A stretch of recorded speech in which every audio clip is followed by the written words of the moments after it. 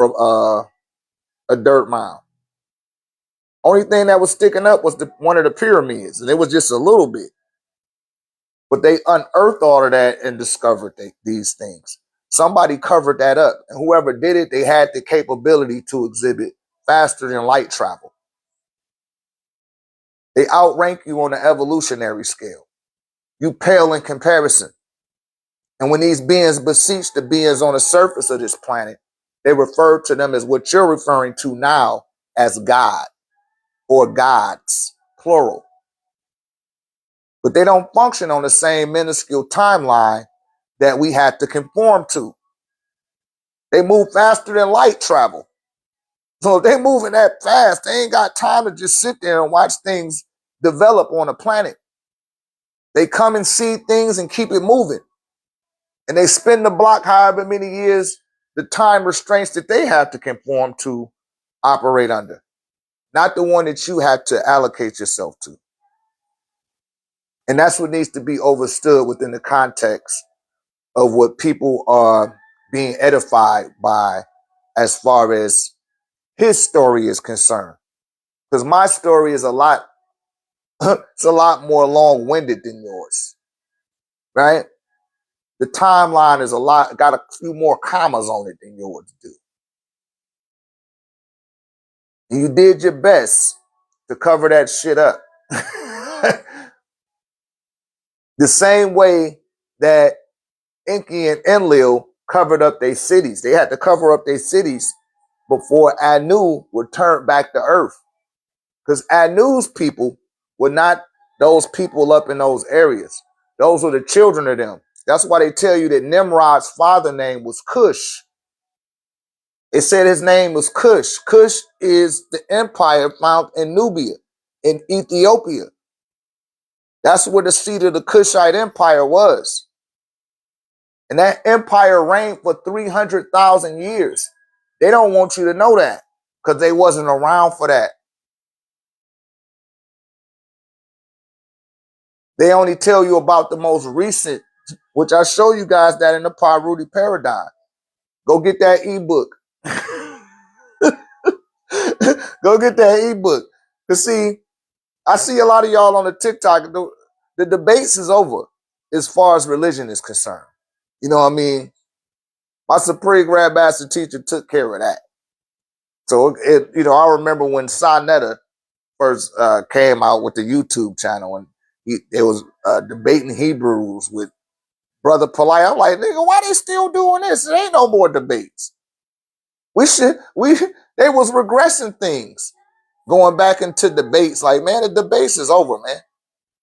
Do you have a definitive connection? Right? And can you name that connection? That's what type of time we on once we came into the year 2000. Because like we talked about before with Zahi Hawass unveiling the pyramid or the tomb of Osset, Osar, and Haru, who you call Isis, Saru, and Horus, right? They found their tomb. They thought it was the tomb of Osset, but in the tomb, they found Osaru too. And the sarcophagus was cut up into 14 pieces. This happened on January 1st, the year 2000 of the Gregorian calendar. And they blocked out ABC broadcasting networking system for 24 hours and showed you the full excavation. I don't know who remember that. Put a 9 in the comment if you remember that. Put a 9 in the comment if you remember that. I'll say it one more time. Put a 9 in the comment if you remember when Zahi Hawass, right? He's the leading anthropologist for Egyptian tombs, temples, and pyramids. Bar none. You can look that name up, Zahi Hawass.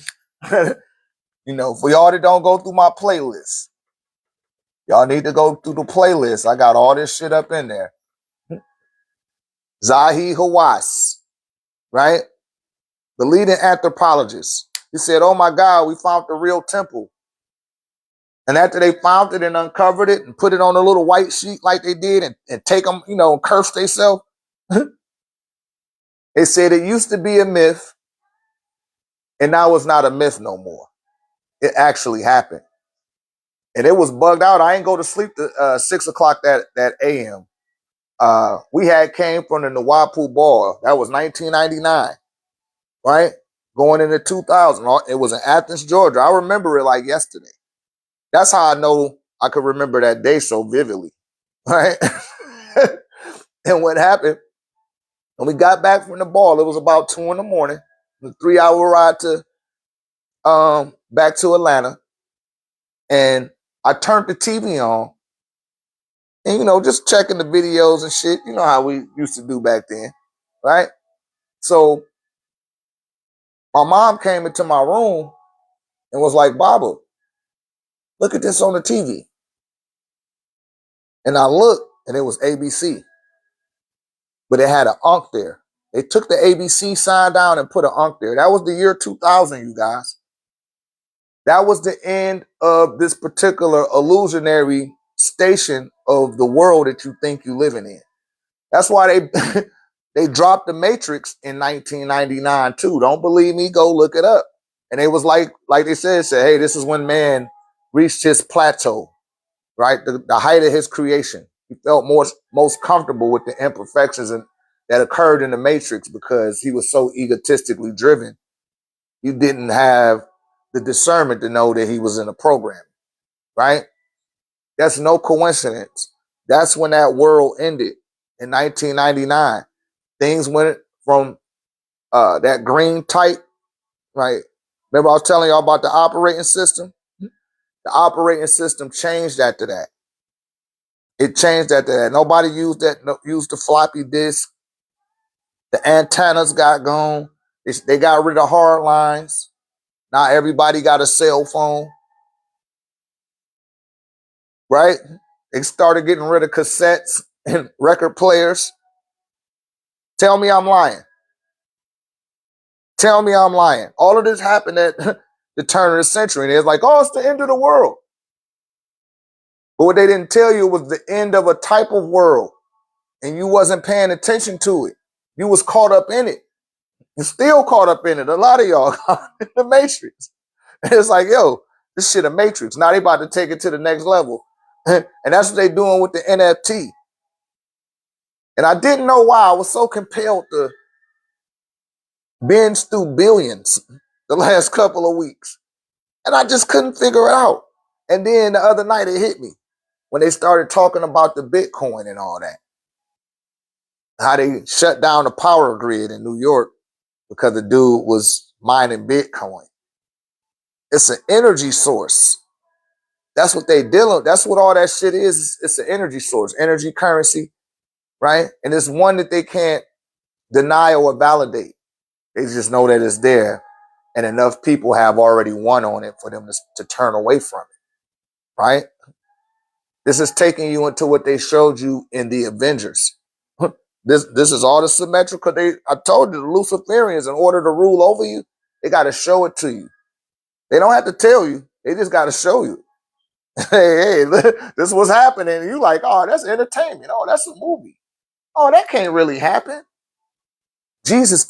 God is power. They got you. But remember, what was his name? What was his name? What was the android name? Droid. Y'all remember that? The droid phone. This before the iPhone. Droid. Make sure you get you a droid. All right? It had the little matrix eye on it.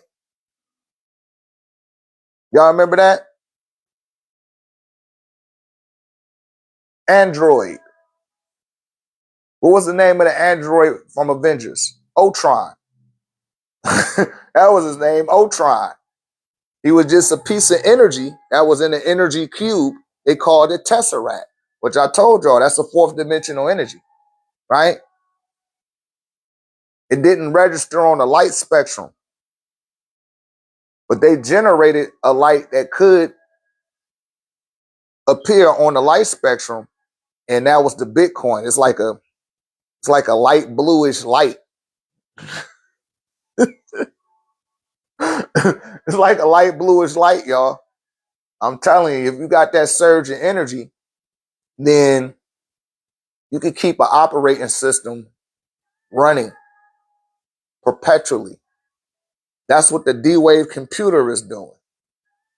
I don't know if I'm going. Y'all put a 9 in the comment if I'm what I'm saying right now is not going. If you can follow what I'm saying, all right? You can follow what I'm saying. Put a 9 in the comment section because listen, the processing speed of the D-Wave computer, the chip that's in it, it got energy flowing around it. That energy is it processing all of the data and information, right? And it's doing it at such an alarming rate that they had to put it in a freezer. That's the cooling system that's cooling down the power supply that's housing the chip. And it's moving so fast that it's creating a joule of light that has the ability to produce its own consciousness. That's fucking Ultron. Let me give you an example of how this works. I gave one before, but let me give you another. If you have a laptop, let's just say your trusty laptop, right? You got your stickers all on it and shit. If you stand in the proximity of the D-Wave computer, it'll upgrade every installation on your computer in like 12 seconds. Bypass all of your firewalls. You hear me? Uninstall everything in your computer that don't need to be there. Reconfigure everything in your shit in 12 seconds just by being in the proximity of that motherfucker. When they did a TED talk on a D-Wave computer some odd 14, 15 years ago, which I watched it in real time. I know a lot of you guys probably wasn't aware then, right? And that's okay. Some of you was, some of you wasn't. But when they did the TED talk on that thing, the dude that was presenting that machine, he said that it's like you standing at the altar of an alien god when you standing in the presence of a D-Wave computer. It literally has a heartbeat, and it doesn't need to eat. It doesn't need to drink. It doesn't need to take a break. Right? Yeah, see, y'all ain't know that. They showed the guy in the TED talk. He said, I got $50,000. What do I need to do right now in order to live off this $50,000 for the next 10 years? That fucking D-Wave computer showed him exactly what he needed to do from right there. It took riding some Greyhounds and some fucking some bicycles, getting on a little boat. It showed him how to save all that money just to move somewhere in South America somewhere. Where to invest his money so his money could. It told him all of that shit. It took 10 minutes to do that. And it told him after that, do you want me to expound and tell you how many years you got left on your life from that point? It did all of that shit in 10 minutes. Why are you telling us all of this, Dr. Ray? What I'm telling you all of this to tell you is that you got that type of power inside of you too. It's just that you don't have access to yourself. This is what the Terra Matrix is blocking you from accessing that degree of potential within you. And I told y'all, they spend trillions of dollars every day just to make certain to keep your ass not even tapping into yourself like that. What they start telling you when you start talking about chakras and aura, oh man, that's pseudo. I'm talking about the Western scientists because they can't turn it into they can't turn it into pharmaceutical. So they're gonna disclaim it. Anything that they can't send through Pfizer is some bullshit. Now, if Pfizer can get in contact with it, then they're like, okay, we we'll give it an ashe. Right? But this is the type of energy you have housed inside of you, right? You are a child of the sun, right? Some say amen, some say amun. You are the children of Amun, which y'all say in English, based on your beginning understanding, is God. God, Amun, Amen, and the sun is the same thing. 3 in 1, right? We were talking about the sun, not the S-O-N. That's the spell. Why is that the spell, Dr. Ray? Because S-U-N predates S-O-N. You can't have a son of a father until you first have a S-U-N in the sky. That's a spell. They got you spellbound. And that's how I was able to break out of that shit. Because I realized I was under a spell. I embraced it. I accepted it. That's right, Gigi. Yeah, they can't monetize that shit. They like, oh, that's some bullshit. That can't be monetized. Right? Shut that shit down. That's what's going on with the Bitcoin now. I'm telling y'all, it's a joy of energy. That's all it is. You feed that energy to a supercomputer and it can perform. It could perform all type of what you would refer to be feats based on the limitations of your own understanding. That's why it seems like it's just doing so much spectacular shit. But you had that capability too. You just got to start realizing that you're not this flesh and bone.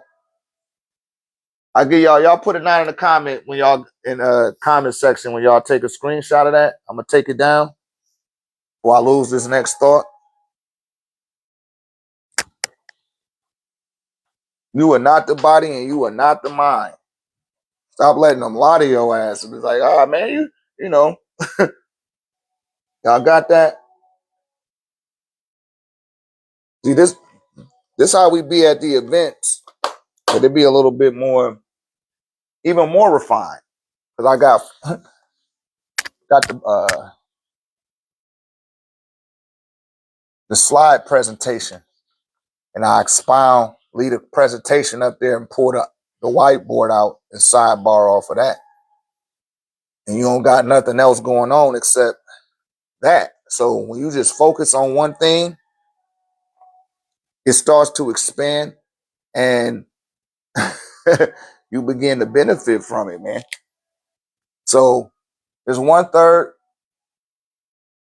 that's your mother, 1/3 that's your father, and then the 1/3 is you.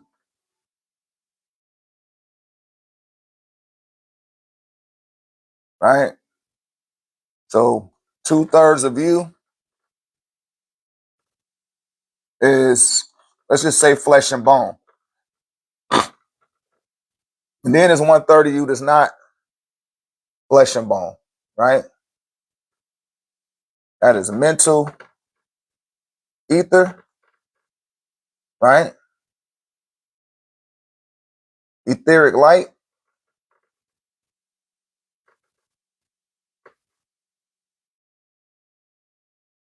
Some people will say spirit, right? Now I put it like that for a reason, because it's orbital, right? That's 3-dimensional.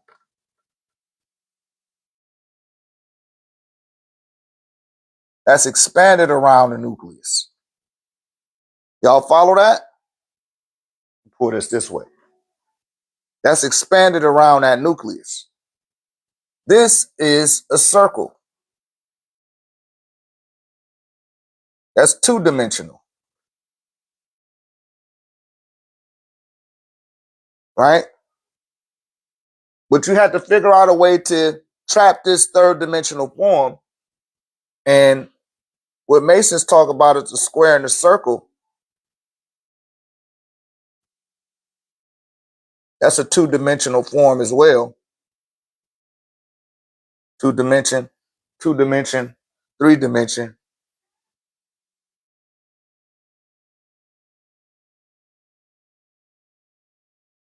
That's three-dimension as well, right? That's you in the center, that's you in the center, that's you in the center. And they attempted to put you in the box, but you just had to, you had to reflect, right?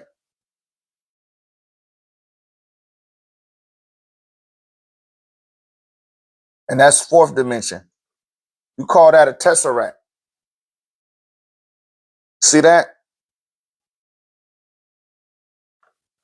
That's fourth dimension. And I can hear some of y'all now like, oh man, why I gotta be that shape?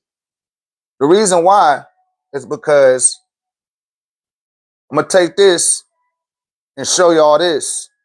You follow? Put a 9 in the comment if y'all follow what I'm saying. Put a 9 in the comment or put an emoji.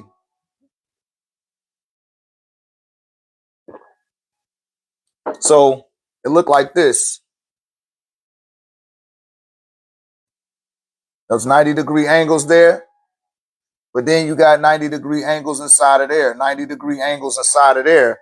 And that's creating that tesseract. Follow what I'm saying? Can y'all follow that? So you turn the circle inside out by revealing the 90-degree angle squares and going into its century and finding the next set of cubes that create a fourth dimension. But that's internal, right? This is clockwise. Hold up. This is clockwise, and this is counterclockwise, right? Dreaming, clockwise, awakening, counterclockwise. So when you go into meditation, when you go into hypnotism, the person looking to hypnotize you, they're guiding your consciousness through the tesseract, right? Says, so it's the shadow fourth dimensional. No, the shadow is third dimensional. It's casting the shadow in the third dimension, right? That's a third dimensional construct when you start talking about the shadow. If y'all look at Q&A with Dr. Ray, I always upload this video before I come on. And go look on my page right now, Loki for President. It's the last video I just posted. It show a shadow person and it show a being of light. And the shadow person, it says who we think we are.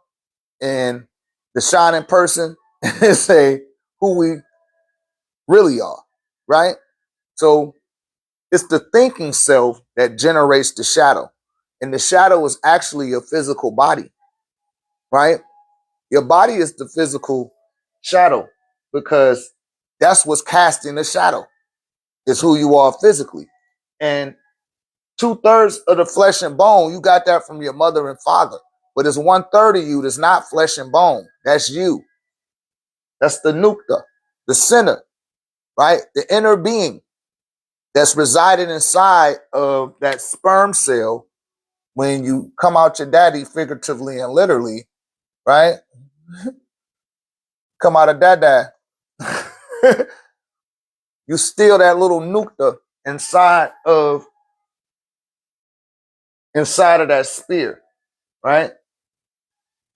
You're spearing that little tadpole. That shit be going all over the place. But you inside of it like it's a biosphere, right? That's how more expanded the dimension had to be in order for you to incarnate into it. But all of you could not come here. Only a subatomic particle of you could fit in this dimension comfortably and experience life at the rate that you're doing right now. This has been going on in all of your galaxies that make up your universe. And you got over 52 sextillion galaxies. Yes, I said that. That's an incomprehensible number to your understanding. That's 60 sets of 3 zeros with a 52 in front of that. That's how many galaxies fit into a universe. Your whole universe fits into the spiritual universe, and it registers as a germ. It's the size of a germ, meaning you got to pull out the little glass thing that Dexter used. I forget what they call it. Somebody put it in the comment. The little glass plate, and put it up under the microscope glass, and you look inside the microscope, and it's like, oh shit, there's a whole universe in there. That's your whole physical universe. And you come from a universe where that shit looked like a germ. You think you can fit all of that into a germ?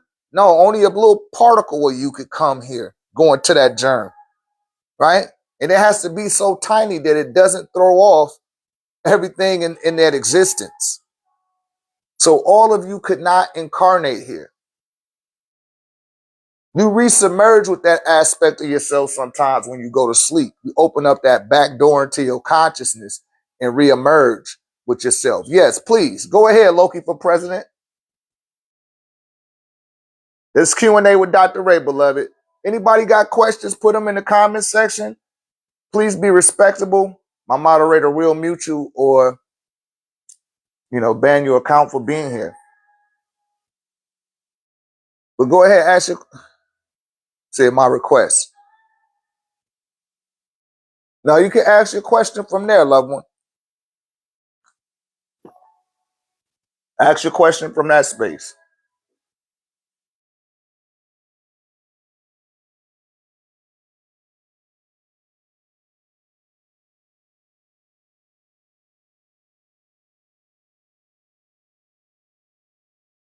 Come join us in San Antonio, July the 25th. Tickets are still available. Look at my highlights. If you want to know more about this platform and what we all about, check out the highlights section. And July the 25th, that's the AAA workshop. That will be coming up in July.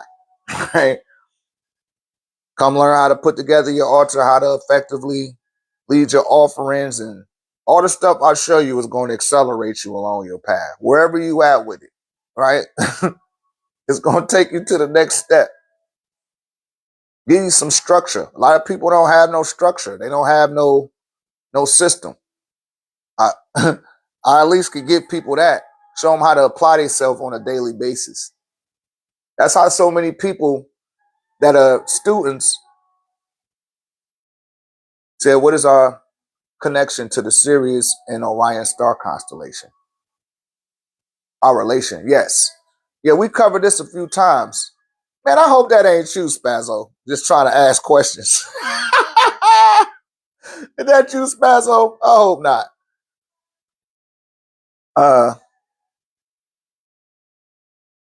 Yeah, our relation. Those are other stars. What they call stars, which is a sun, right? From English, you call it soul in Latin. You see that? And there were beings that live on this planet, listen, that are suns, not S-O-N, S-U-N, because that's what your soul is. But like I said, it's just a tiny particle, right? It's a tiny particle. And Orion, this is the Orion connection, to answer your question, which was originally called Sahu, right? Y'all got all of that? I'll let y'all screenshot. Let me just try to put this up here too.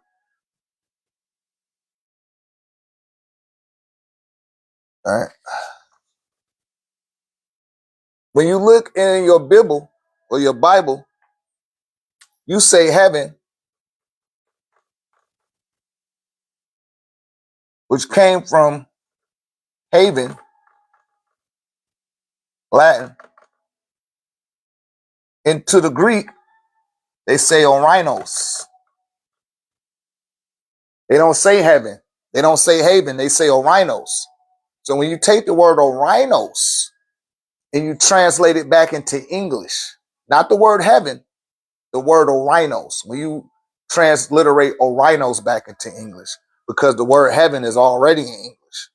So you go into his seated source, which was Orinos. And Orinos in English is heaven. Our Father who art in heaven, our Father who art in Orinos or Orion, right? They tell you, hallow be that by name. They do like this. They say hallow, right? They're really talking about Halal, who was low. But also they was trying to cover up uh, the halo, right? Halo is Helios in Greek, which is the god of the sun, according to the Greeks, right? That sun in Kemet is called Amen or Amun. You follow that? Our Father, who was the father? Amun. Who was he the father of? He's the father of Geb, right? He's the father of Tefnut. He's the father of Shu, or the grandfather. He ain't even their daddy. He their granddaddy. Asaru or Set, all of them, they all came up out of him. And what they saying is, our father Amun. That's what Hallow. Hallow, Helios, Amun be thy name. May thy will be done on earth as it is in Orion. And I always got to pull that picture out every day to show y'all the Orion star constellation, right? And Orion lining up with the Giza pyramids, right? Those three stars that y'all see, they called the Orion's belt. That's called Alnilam, OrgoniteTEK, and Mintaka, right? That's the name of those three stars. And a lot of beings on this planet, especially a lot of Nubian melanated people, originated from that star belt. And you came down here, right? Because it was a war that was going on up there. And it was beings that was cast out of Orion. Do you hear me? I'm just conceptualizing it for you because a lot of people like to go off world. Y'all be wanting to go off world so bad. But it was a war that was going on up there in that constellation. Hell, one of the stars then turned into a white dwarf. They tried to disintegrate one of the stars. And they cast the beings up out of there. It was some dragon beings. You call them draconians, right? They're an aggressive, warlike being. They like the war. And they knew that they could take advantage of the beings on this planet. Y'all put a 9 in the comment section so I could, if y'all got that, y'all could screenshot it. And I'm gonna continue expounding on from here. Let me get a 9 when y'all got that. All right, did that answer your question, son of a son? Because we still on your question. That's just Orion. We got to deal with Sirius now, right? Yeah, y'all put the 9 in there, okay. Follow me on YouTube and see the full length of these videos uploaded to YouTube. See the whole video over there.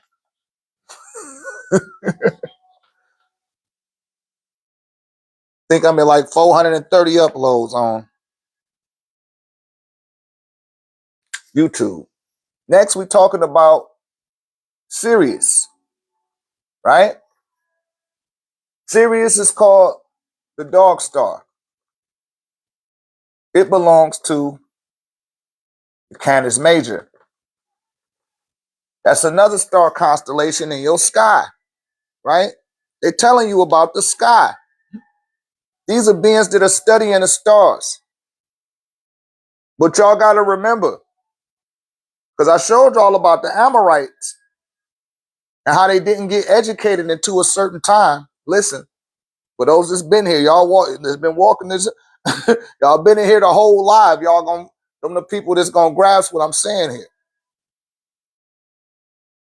The Amorites began to become educated in 1750. That's 3,350 years prior that they done missed. So in 1750 BCE, they began to become educated. By 1650 BCE, they ended up in what the Hyksos end up calling Egypt. Because that's what the people from Amun-Ra called them, was burnt-faced gypsies. And the beings there knew how to study the stars. That's why the Greeks tried to copy and emulate them after they got kicked out. He said no names. That's right. Yeah, Amun-Ra, that's what the name of that land was. And that's from what they're calling the Liberia, Alexandria, all the way down into Mozambique in South Africa, right? All of that is the land of Amun-Ra. Everything on both sides of the Nile. Now, when them Hyksos, the no-names, as my man called them, the no-names, I call them the squatters. They like to squat places and then be like, we from here. It's like, no, that shit got back to Ahmos. They kicked their ass up out of there. And when they went into Greece, listen, when they went and developed what they call in Greece today, they were flattered, if you will. They were flattered by what they learned in their time that they squatted there. Because they weren't initiated into any of the occult centers. They didn't belong to any of the mystery schools. They only was able to take the little crumbs that was given to them, and they was learning the ability to read the stars. But they didn't have a connection to the stars like the people from Akkad who learned in the occult centers as well. Because those was the offsprings of Enki and Leo's development. And they would send their children into Amun-Ra to the temple of Anu, which they renamed Heliopolis, right? City of the sun. Hallowed be thy name, right? So that's the Sirius connection. And when you look at Sirius, you can see it's right next to the Orion star constellation. In this diagram, while they got the Milky Way right there, they attempting to let you know that that's the galaxy that all of this belonged to. Because Andromeda is right there too, but it's not a part of our galaxy, right? That was made clear in the Temple of Het-Heru, which a lot of people not aware of. All this is your own story. We've been had a connection beyond the stars, right? Now let's bring it full circle with the Anunnaki, and because a lot of people be all on this Anunnaki and sky behavior, you know, want to be Luke Skywalker and shit, right? So Canis Major, that means large dog, right? Large dog. That's where you get the word God, right? Also, Anubis. Remember I told y'all we invented funerals, embalming, burying the body. See that?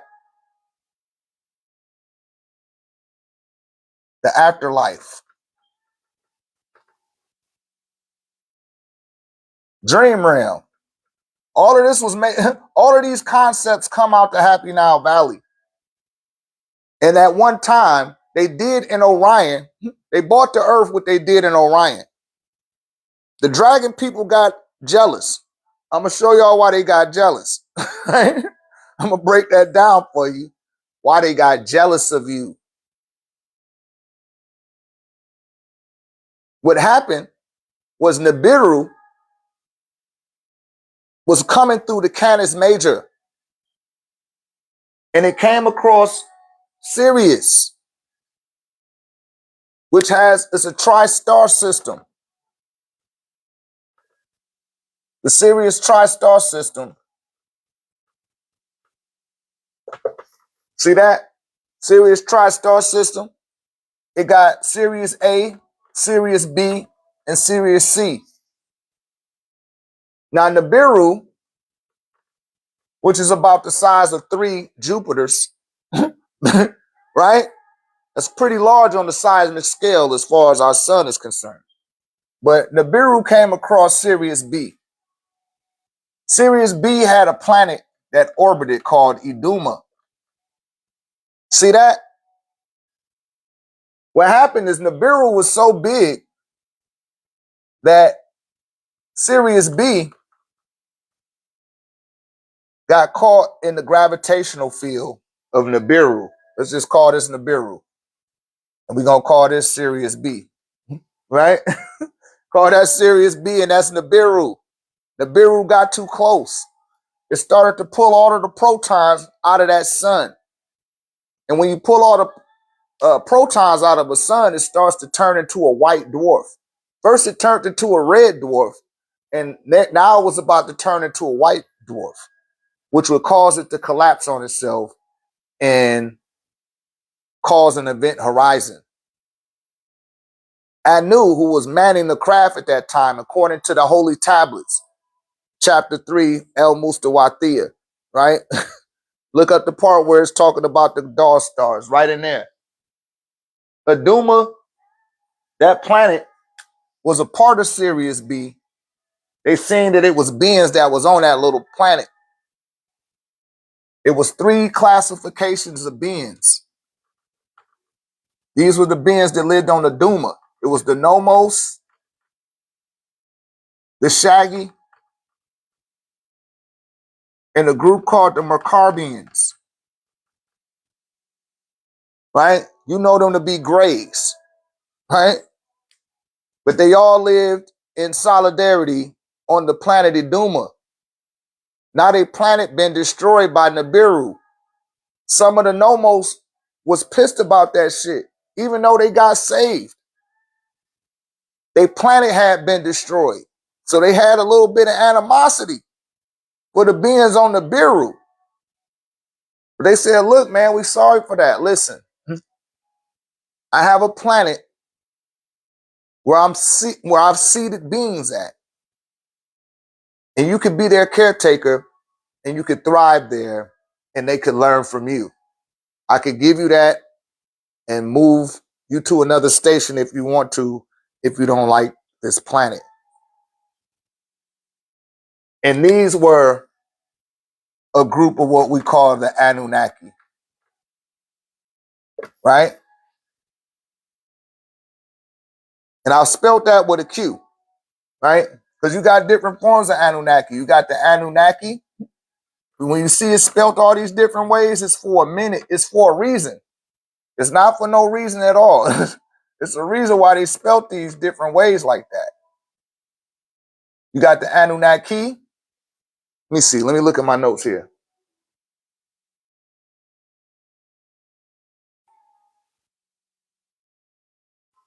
Yeah. Them the 3 ways. And the Anunnaki. Those are different times. Those are different forms. When you see the G on there, when you see the G, that's when it wasn't no land. That's the time that Anu came and brokered the deal. But it wasn't the beings that he sent to Gi at that time. It wasn't no land. Those are the beings that were sent here to de-densify the water and bring different methanes and gases here so that the landmass could start to come up out of the water, right? I told y'all these are high evolutionary beings, and we can't guesstimate the templates of their framework that they left here based on how we evolved. They way beyond that shit. They, it's like we pale in comparison. But these Anunnaki means those Anu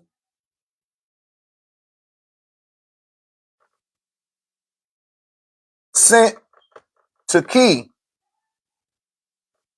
He sent them to this planet on crafts in groups of 50 because their home got destroyed, called Iduma, that belonged to the Sirius tri-star system,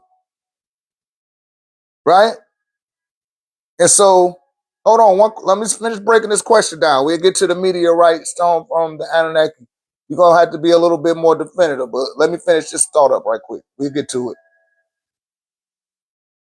So where does the Pathites come into play with the story from Sirius B? Yeah, all of that's going to come into play too. I'll get it. I'm going to bring it all 1089 for you, right? So what happened was when they got here to this planet, the beings that encountered them asked them, who sent you here? And they said, Anu sent us here on crafts in groups of 50, right? Because we was just coming out, like they was trying to get the genetic templates of different forms to come up with a superior hybrid form so that the souls that they were fashioning can incarnate in this universe. That's some whole other next shit. Right? That's what the caretaking or the custodianship that was given to them for being on this planet, which they called Iridu. The beings from Iduma called it Iridu. That means home away from home. So when you hear about Gilgamesh epics and all of that, that's the Shaggies mixing in with the humans that was here, right? That were a part of that particular experiment. Now, going back to what you were saying about the pygmies, which was the first ones to come out of the Lulu Amalu experiment when they were the Anunnaki, the ones that came here and they started setting up, they was mining for the gold that had condensed in the marine life that gathered from the coral reefs that were up under the landmass that was up under the water, right? That's how deep this planet is, right? That's how deep it is. And when you get to the ocean floor, that ain't even the ocean floor. That's a piece of land. And that shit drop off from there too and go even deeper. And they just figured that shit out. But when it first came out, the natural evolution of the Homo sapien of the Lulu Amalu was the pygmies. Some people call them the Twas. And it's variants through different cycles of evolution. Because again, you got to remember, these are high evolutionary beings that exhibit faster than light travel. They got engineering that moves at that beyond those limitations. So they don't come and just sit there and watch that shit the same way you watch your garden and tend to it every day. They see some shit and keep it moving. And they'll see it back. They'll see it again when they come back in another 49,000 years. Or they'll see it when they come back in another 108,000 years. But what was occurring is in the time that they were gone, other beings seeing that the landmass had been bought out the water, and they started to come here and they were attempting to tamper with that seed. And that's why it was a war in Orion between Michael, who some of you guys Samaria call it Murdoch or Morduk, right? They had a war against some Draconians who also ended up beseeching the Mesopotamians later. Because see, it's all about the orbital time. It's not about the time that we own. It's the time that they own, which is within the orbital rotation. But they're not just sitting there waiting for shit. They're like, okay, the next time we come around, we're going to see where things is. And they kind of try to show y'all that in the movie Prometheus, right? Go watch Prometheus and y'all will start to conceptualize what I'm talking about here, right? But the pygmy beings, which were no higher than 4.5 feet, right? It wasn't taller than that. That's the tallest pygmies you will find. These are not dwarfs. These are not midgets. Shouts out to the little people community. But they got big ass heads like somebody my size. So the genetic splicing or the integration of the seed with that, it kind of got blocked. But if you look at a 4.5 foot pygmy man, he got a 4.5. Man, they just flagged me for hate speech. My intentions was not to. I did not mean to harm the little people community. Answering that question, but yeah, the pygmies were here first, and with the pygmies, too many beings, too many draconians was wanting to come here and fuck with them, right? Just for the sake of to see who put these beings here. So they started to fuck with them and attempt to intermingle with them. And it wasn't no contractual obligation between those beings.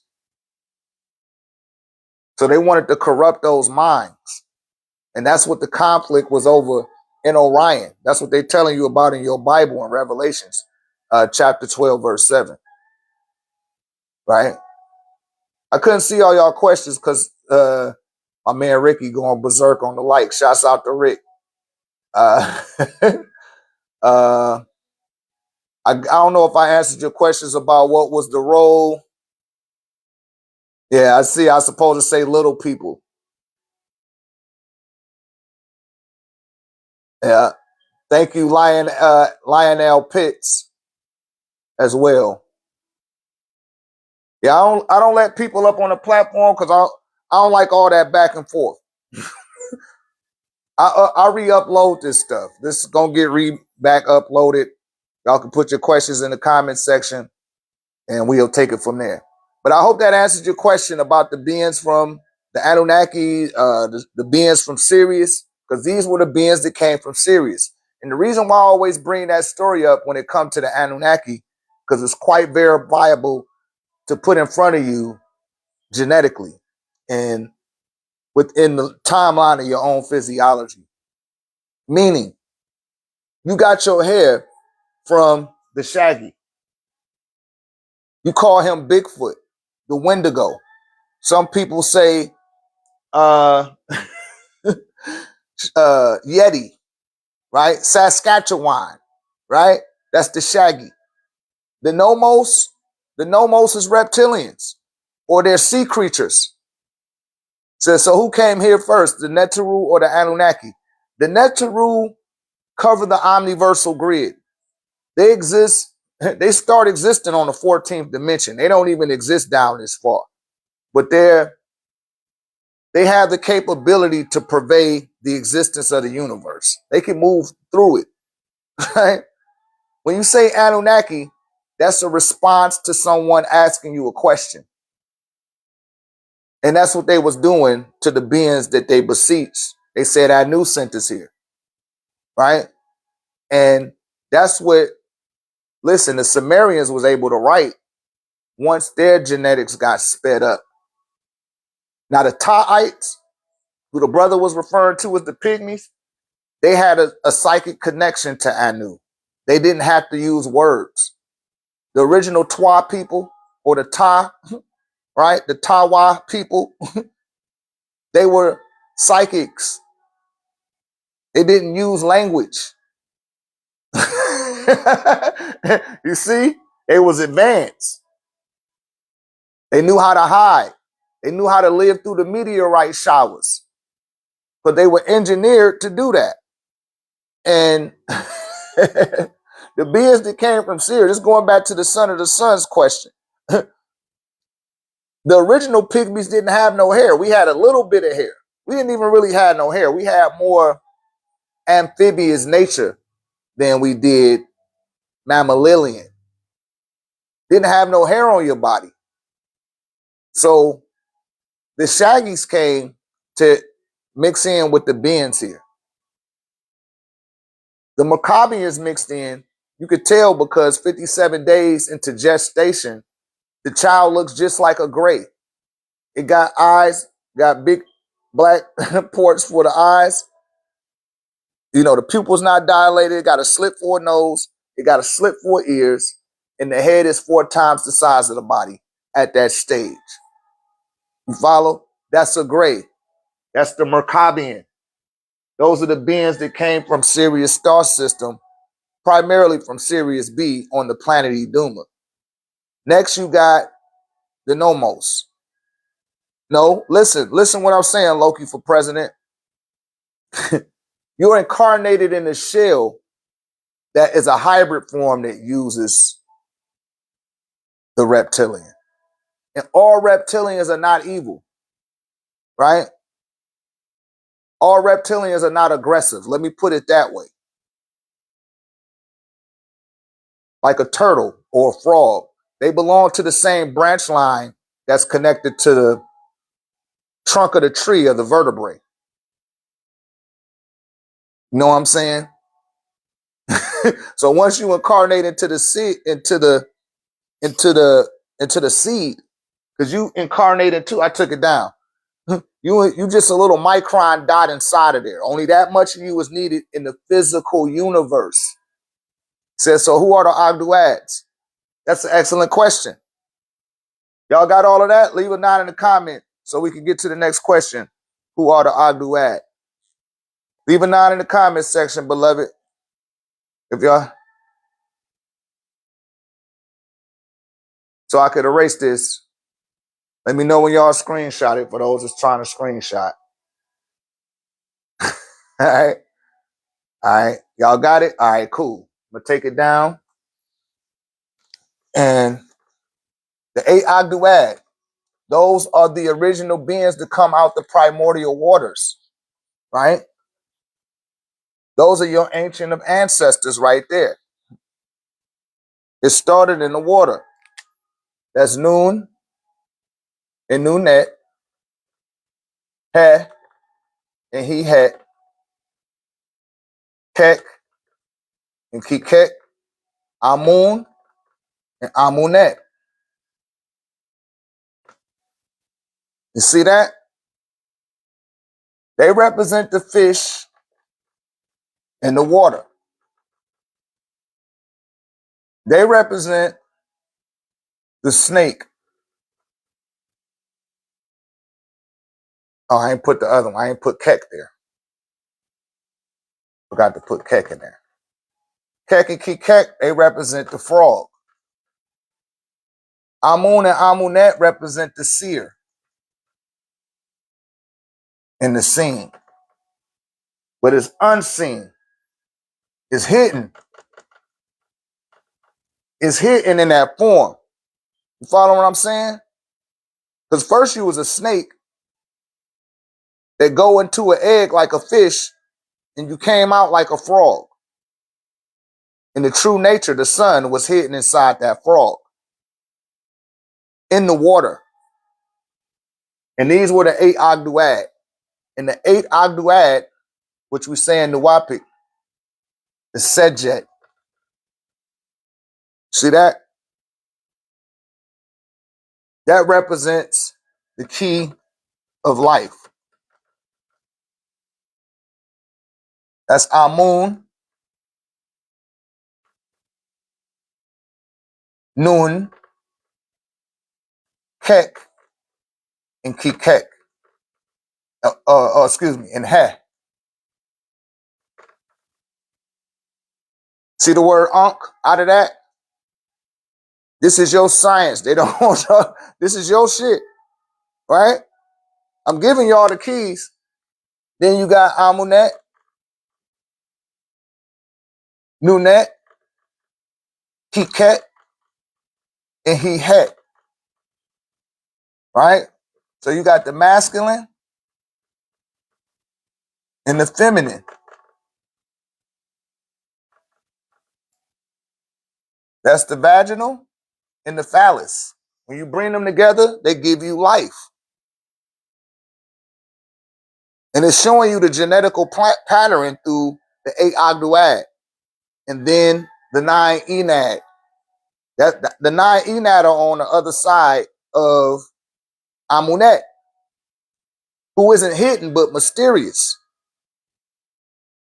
And the mysteriousness becomes complete with who? Atum, who is number 10, right? That's the complete one.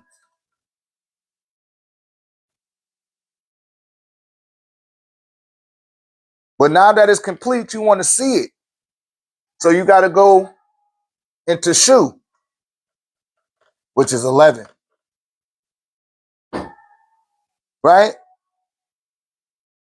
Which is spirit or wind. Wherever there's wind, there's moisture. That's Tefnut. Number 12. That's moisture. You follow that? This is right knowledge. Now, in order for that moisture to personify through the magnesium, you're going to need Geb, 13. Now we going into the Enad, which is the company of the deities.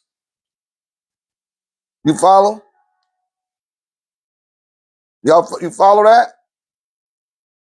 But in order for you, once you get the Geb, now you can see the sky, which is Nut, number 14.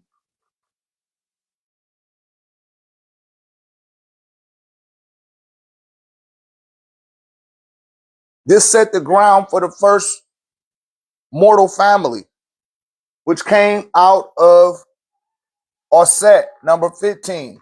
This is where they get Genesis, the genes of Isis, which they say in Greek.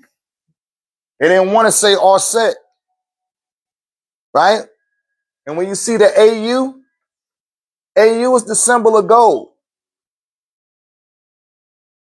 You know, Osset, and number 16, Asar, who was the seer. I took it down. Nope. Yep. See the seer. That's that's Asar.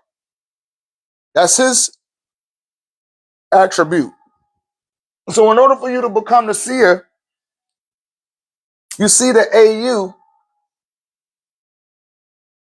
You see that? That's gold. They're telling you about the golden ratio. They're telling you about the golden frequency. They're telling you about the golden people. And when they're talking about gold, they're saying that gold alchemically is the material personification of the sun. I'm giving y'all way too much right now. Y'all tap that screen, man. Tap that screen. Make sure you follow, hitting the notification bells, and following me on the YouTube as well, right? Come join our community. And it's a private community offline. All you got to do is purchase an Orgonite medallion, right? Get you a piece of DreamTech Ultra or get the regular DreamTech available on the website. Improve your sleep patterns and realign yourself with your circadian rhythm and your get your harmonic harmony balanced, right? Because people's endocrine system is out of whack. They just did a news report the other day. Shouts out to my pops. He the one sent it to me. I ain't even, I don't watch none of that stuff. He was like, yo, they talking about the endocrine system and the glands in the body, and I was messing up reproduction. Says, so we are the children of the Netaru. Yes. You've been left in charge of by Amun, right? Amun. Amun be thy name. May thy will be done on earth as it is in Orion, or Sahu, which is the original name, right? May that will be done. If you know about what a Sa is a bag that you carry magic incantations and all of your modalities and talismans in. You carry that in a Sa. It's also a sigil in the amulet itself. Who represents the creative force? So it's the magic of the creative force. That's what the constellation of Orion was generating out of its suns, the beings that was incarnating on its planets. This is your knowledge. You are connected to the stars and beyond it because you don't even come from this universe. You predate this universe. You come from a primordial location in existence. And existence is different from creation. Someone has to vet that out to you. I was fortunate enough to sit at the feet of a Supreme Grand Master to learn that type of shit. Right? A high evolutionary avatar. When that window of opportunity opened up for me to learn, I didn't squander it. I diligently took notes. I recorded everything. I kept everything that I could, and I applied it into my life and turned myself into a whole nother being, right? It just took me time for my mortal aspects of who I was to catch up to the 1/3 of me that was truly me. All right. But I was one of those ones that was chosen to do this type of shit, to get out here and start teaching. And the oscillation of my vocal tones is meant to touch the eardrums of children, right? And they automatically start having DNA activations just from the fucking sound waves. And I know I'm right and exact because I did this 14 years ago. And that's for everybody that was between the ages of 7 and 13. And most of the young men that are in the 1089 tech community, they is between those ages then, and now they here. And they get it.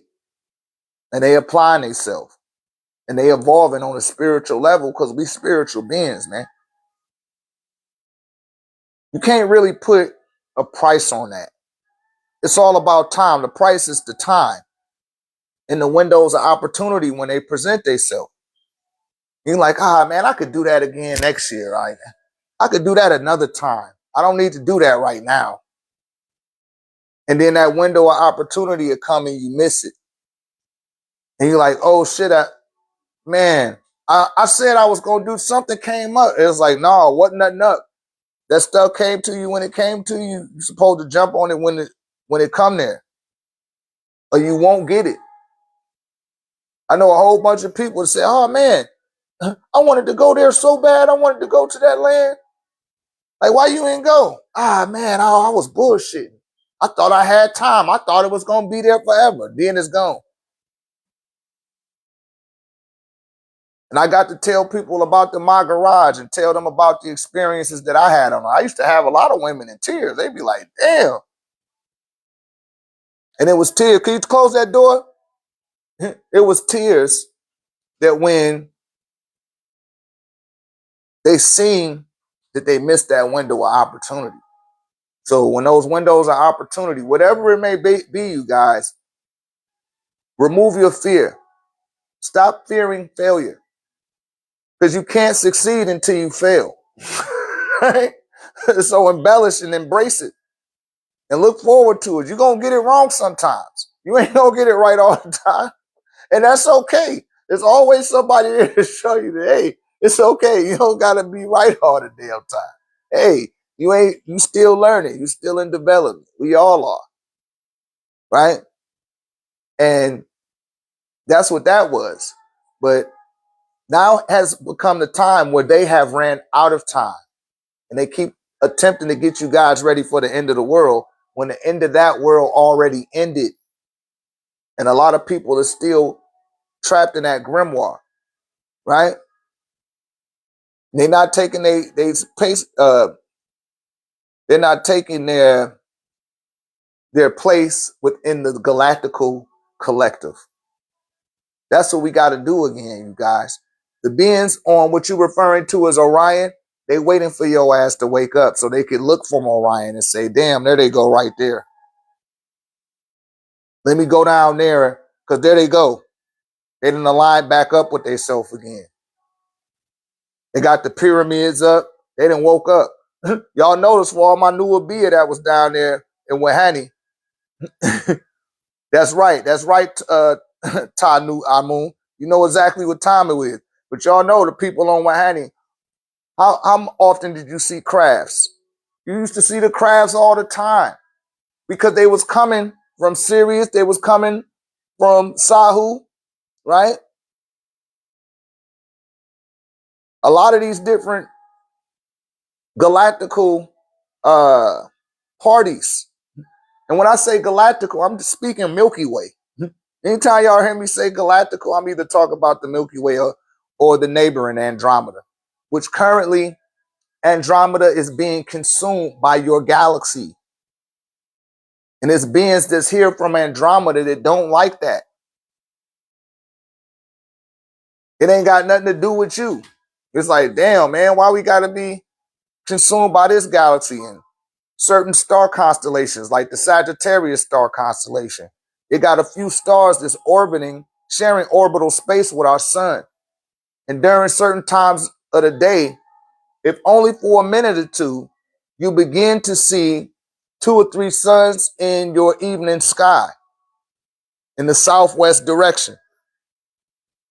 A lot of people were seeing it. I ain't talking about them little bending lights out the corners. I'm talking about 3 full circle suns, right? Yes, Andromeda is being consumed by your galaxy, meaning that our galaxy is encapsulated in Andromeda. It kind of looks like this. Y'all put a 9 in the comment section if you guys have got that much so far. And I'm going to erase it and just put a 9 if y'all got that so I can erase and keep going.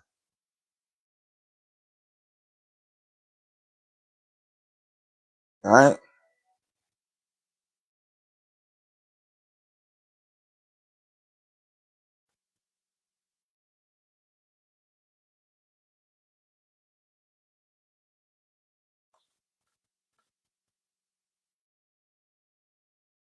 Cool in the game. So let's just call this our galaxy. All right. That's how the orange of our galaxy is, right? Right next to it, you got the Andromeda. And it's like that. Right? It's the Milky Way. Let's make it longer. And this Andromeda.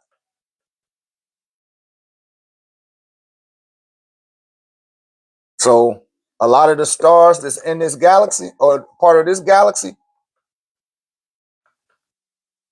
is starting to integrate in with this one.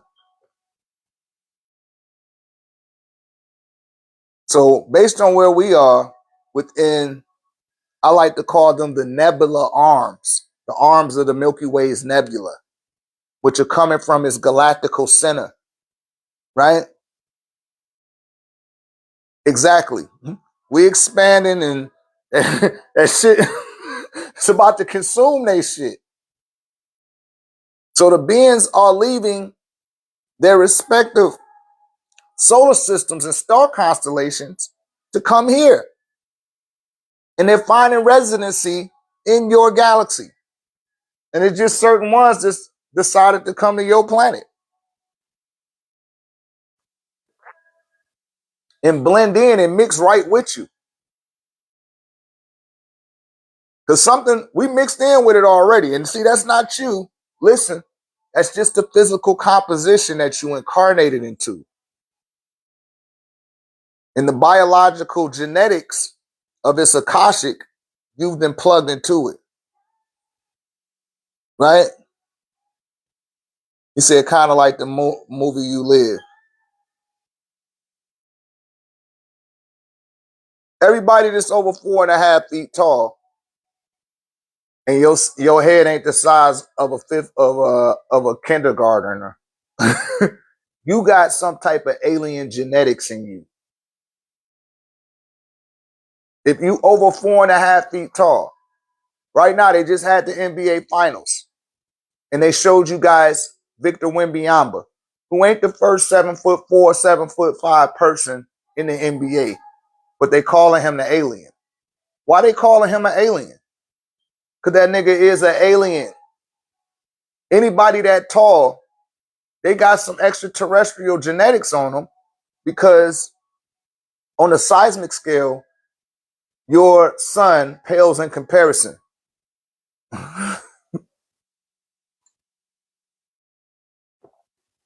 Yeah, that's what we are. And that's us. You talking about us on that level. But I'm talking about extraterrestrial genetics that's brought to your planet. If you line up Victor Wembanyama and show him with his hair all cut off, you line him up next to Kareem Abdul-Jabbar, you line him up next to Wilt Chamberlain at that age, they all got them type of ears and shit. They ass not from here. Remember on the thread in the 1089 tech community, I showed you guys, my people in the tech space, about the size of your sun and the size of other suns in your solar system, right? Let me see if I can pull it up here. Pull a green screen up. I should be able to do this. Hold on. Uh-oh, not that.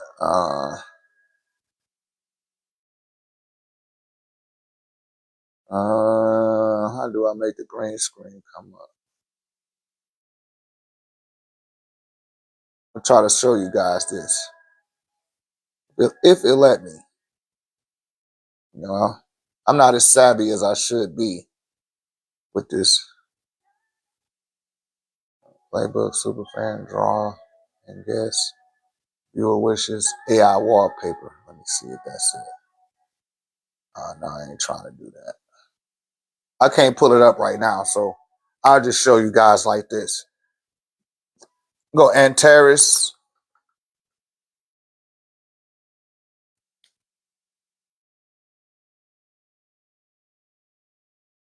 Oh man, I knew it was gonna make me do that.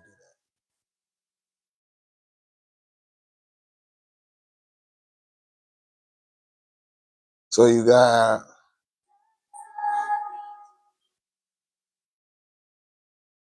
Antares, you got Rigel, you got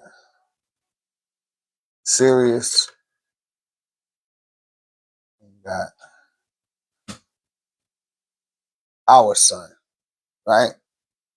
That's kind of like I'm giving you a seismic scale of your sun. So if a being that came here from Sirius, they're gonna be kind of tall. Their head gonna be longer than yours, like the xenomorph from Aliens, right? And you can see that on the crown of a Saru. They call that the Destric crown. See that? The Pope stole that. That's the hat the Pope stole. And the Pope be wearing that hat, but he not telling you that this nigga got a long ass watermelon head. You hear me?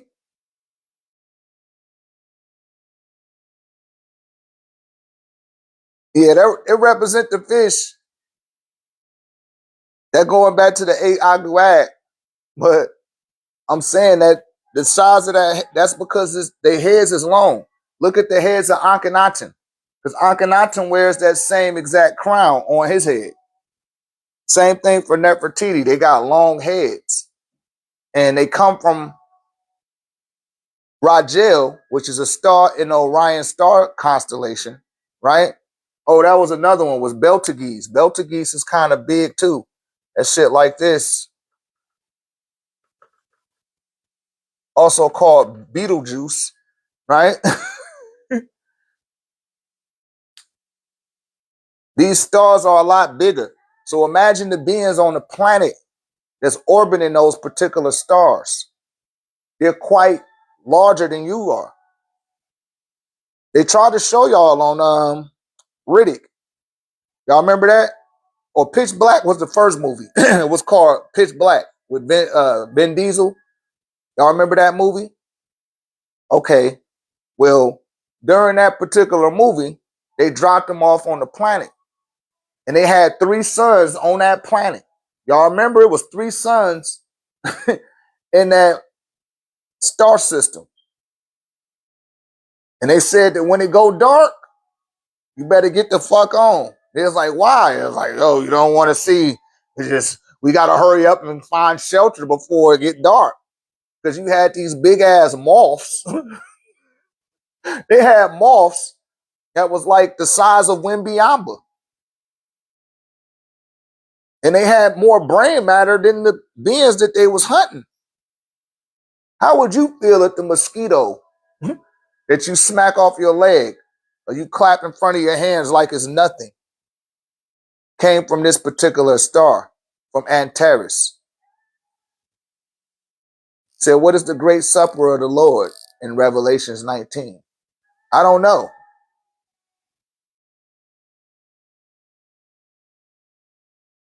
Let's put it up. Revelations 19.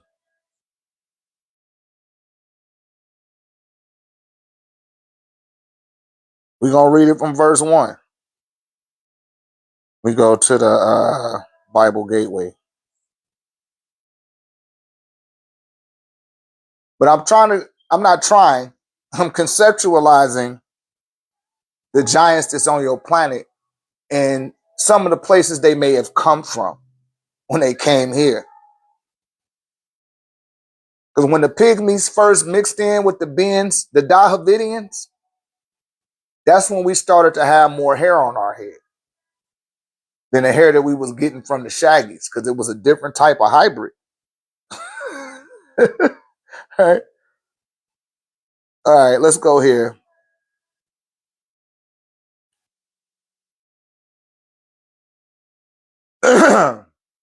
After this, I heard what sounded like the roar of a great multitude in heaven, shouting, hallelujah.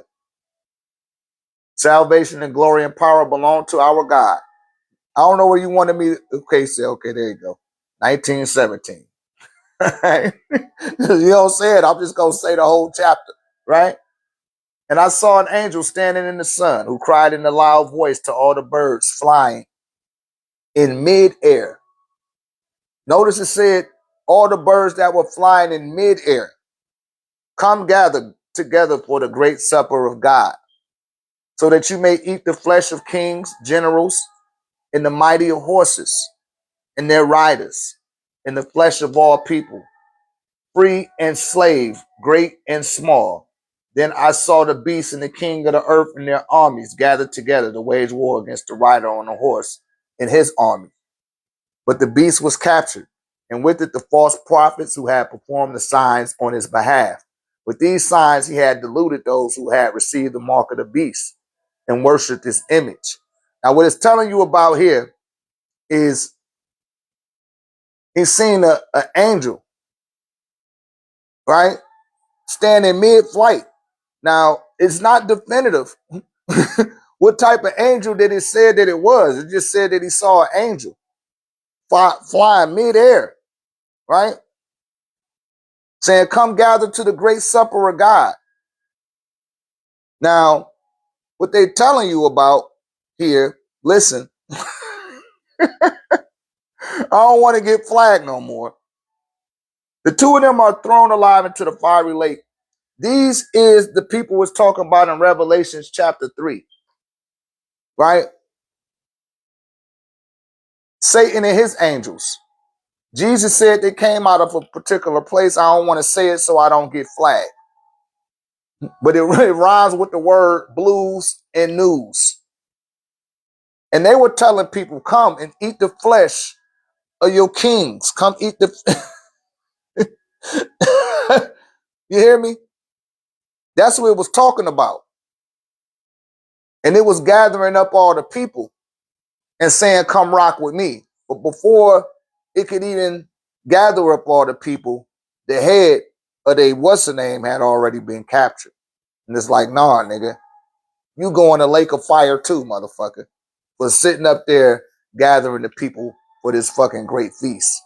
Which, this feast that they talking about, I don't know if I should walk them lines, but the feast that they talking about is the feast of the beast, which y'all see through not just the adrenochrome, but they be eating fucking humans. They've been eating us, allegedly, according to a little, I like to call it slavery folklore, that they was consuming us, and they still consume humans today, and all of the other exotic animals on the planet. That's a delicacy, and that's what it's talking about right here. when it's telling you about come gather together for the great supper of God, right? This is their God that it's talking about. So that you may eat the flesh of kings, generals, and the mighty of horses. Ain't that what the ain't that what the Khazars and the Ashkenazis for entertainment purposes only? Ain't that what they say they do? They eat the flesh of kings after they conquer them. Y'all go look. That's who was talking. He was talking big shit from his airplanes and from his satellites and telling everybody to come on in, come gather with me. Come look at this supper that my God has prepared for you. Because we the God's chosen people. Ain't that what they say? So when you're looking at Revelations 20 or 19, it's speaking to that. And somebody came, then they saw the beast and the kings of the earth and their armies gathered together to wage war against the rider on the horse and his army. But the beast was captured. So that's somebody from the beast's side going out there attempting to tell the people to come on over into this shit, right? With these signs, he had deluded those who had received the mark of the beast and worshipped its image. The two of them were thrown into the fiery lake of burning sulfur. The rest were killed, and the sword coming out of the mouth of the rider on the horse, and all the birds gorged themselves on their flesh. Right? They got a little bit too theatrical about it. But just to look in the allegory of what's written here, is it's telling you about them particular people, right? And I don't like to forecast. I don't like to do that. I don't like to tell you this gonna happen next or that's gonna happen. But based on what's telling you what's going on right here, that's what's going on right now. But a lot of the people are not with it. And you know that the people are not with it because if you go back before 19, the armies of heaven were following him, riding on white horses and dressed in fine linen, white and clean. Coming out of his mouth is a sharp sword which to strike down the nations. He will rule them with the iron scepter. He treads the winepress of the fury of the wrath of God Almighty. On his robe and on his thigh, he has the name written, King of Kings and Lord of Lords. And I saw an angel standing in the sun, who cried in a loud voice to all the birds flying in midair, come gather for the great supper of God. Right? So he was telling those what's the names. he's coming. He's telling all of those birds. It's the Archangel Michael. Like, yo, I'm about to slaughter this, this mother effer. But y'all gonna get to have a good feast on all of what this so-called beast and his so-called God had to offer to the people. Right? And that's what it's talking about. And everybody wanted to get into bed with these motherfuckers. Except, not saying everybody. Said, is that Nanar? I would say that's the Archangel Michael, right? That's the Archangel Michael calling to the birds, calling to the hawks, calling to the falcons, right? Like, look what I'm about to do to these motherfuckers. And they calling out to all the people like, come and have a great feast. You can feast on everything with us. But what the Archangel was saying is, no, we're going to feast. We're going to have the birds feast on your ass. And everybody that follow behind you. Right? And that's just an allegory for biblical consumption. But what I'm saying in real time, to correlate that into real time, that's what's going on right now is Revelations, all of it. Because that's the book everybody like to stay away from is Revelations, where it got 22 chapters and 7 angels. 22 over 7 is pi, 314. And if you read Revelations chapter 3, verse 14, it's telling you about Jesus coming to the church of Laodicea. And he's not looking for the lukewarm people. He's looking for the people that's hot or cold. And he said he came to bear witness in the name of his Lord, the source of God's creation, which is the Son. He said his name is Amen, the faithful witness. And you see the Son again appearing in Revelations 19, and the being coming up out the sun, calling out to the birds, saying, nigga, y'all come over here, get the fuck out the way, because we about to fuck some shit up. And after we finish fucking this shit up, then y'all can feast the way that they boasting to their minion that they're going to be able to feast. You going to be able to feast like that. You hear me? And people keep on aligning themselves with that shit. Y'all see him? Y'all see your boy, I gotta bring him up. I just got to. Is Jay-Z. I got Jay-Z and shit. He keeps selling the people out, man. And it ain't like the people asking him to sell them out. I don't know who we didn't talk to in one of the rooms, but he does not speak for us. He does not have no sway over people like that no more. He barely had it, that little pocket of time that he had. Nelly outside, right? Nelly outsold Jay-Z. 50 Cent outsold during that time, because I was alive. I mean, coherent and into hip-hop during that. Like, he never really been like that. But for some reason, they're using him as a proxy in order to make us suffer. You know, he want to be at the head of the boule. Let him. You know what I mean? You sit there, but we not with that crap, right? And like I said, their time is up. Their world is over. That shit is done. We the ones that keep breathing life into their ass. Stop giving that shit your attention. Give your attention to the sun. Give it to the planet. Give your attention to your dearly departed. And more, and most important, give your attention to yourself. Because if you ain't right, you ain't gonna be able to pick up on the transmissions and the signals. You know what I'm saying? That's all we need to pay attention to. Them 4 focal points, right? Them the focal points I make available in the 1089 tech community. But I say it 1,000 times on here too. I say them all the time. Them your 4 focal points. Get that down pat, and then just focus on one thing after you then covered those 4. Because one of the biggest mistakes that we make is attempting to apply too much to our consciousness. And we begin to overthink. We begin to generate forms of anxiety that end up fitting in the pockets of your own body, right? Because you overthinking. You shouldn't be thinking. Like right now, I'm thinking about this. I ain't thinking about nothing else. I'm just thinking about what I'm dropping here, not what I'm gonna do after here. And man, I wonder what's on TV tonight. Like none of that's on my mind, right? When I get the sun my attention, that shit got my undivided attention. When I give myself attention, I give myself my undivided attention. And I know I'm giving myself the right amount of attention because I be in the mirror and I start doing like this and doing like this and rubbing my face. I know I'm giving myself, undivided attention.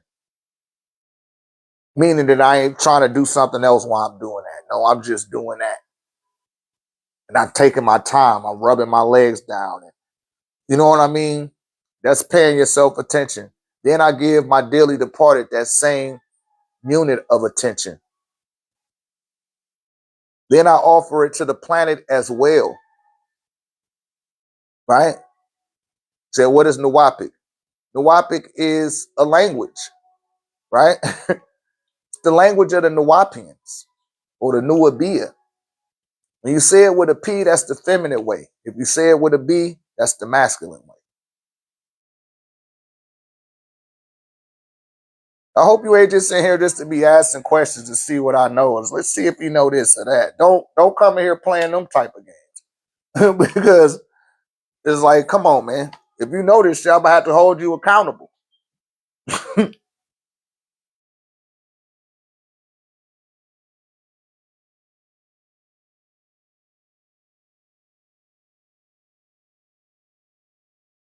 Reverend Christ Shakur, the King of Kings, said, should we learn it? Yes, you could. Yes, you should learn it.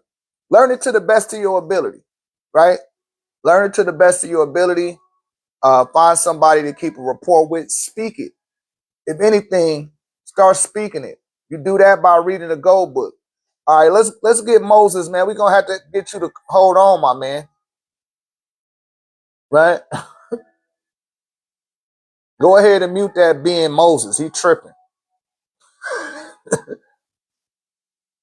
You was not the King of Kings or none of that shit, my nigga. If you was, you wouldn't have to come in here and spam up my comment section. That's disrespectful. You didn't come in here and say, peace and love, man. How you doing, brother? Give me a gift and say, hey, man, I came to tell everybody that I'm the, mine. You didn't do that. You just came in here and trying to, I'm the King of Kings and I'm the Christ of Christ. Man, sit your ass down. You ain't even you ain't poured a libation for your grandmama ever. They just restricted my live for saying that. But it's okay. You don't even honor your grandmama, my nigga. Your ancestors are ashamed of your goofy ass. They over there suffering. Y'all, that's something else. And I say it all the time. A lot of y'all people, my people that I deposit energy into in the spiritual universe, in the human afterlife, they receive my offerings and they seeing some of your people and they sharing it with them. And they bringing y'all into this space. Because our community, my studentship program, the people that take the discourse is getting bigger. And these people are making connections to the afterlife. They having a real spiritual connection. Not one that's speculative. Not one that requires guesswork. Not one that you got to read in the book. One that you can experience based on your application. Because they already coursing through your veins. The Chinese do it. The Vietnamese do it.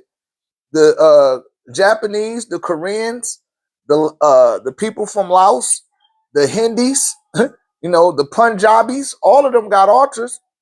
The people in Ethiopia, Somalia, Sudan, Uganda, the Congo, Tanzania, Mali, Nigeria,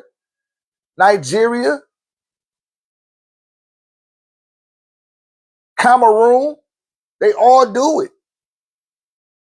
We the ones that don't do it. You know what we set up an altar for? Our television. Most people got an elaborate altar or shrine for their TV. But they don't have one for their grandmothers and their grandfathers that dedicated their life to their progression. And they're owed to Ashe. And I told y'all, all the mothers in your line, whether that be your mother, your grandmothers, y'all got to call on them, man, and deposit energy into them. They need it. They didn't know no better. It ain't their fault that they was hit with an onslaught of grimoire. They didn't know that was what was coming. But that's what we've been disconnected from, you guys. It's from the ventricle lines of our family tree. And we've been disconnected from the network, right?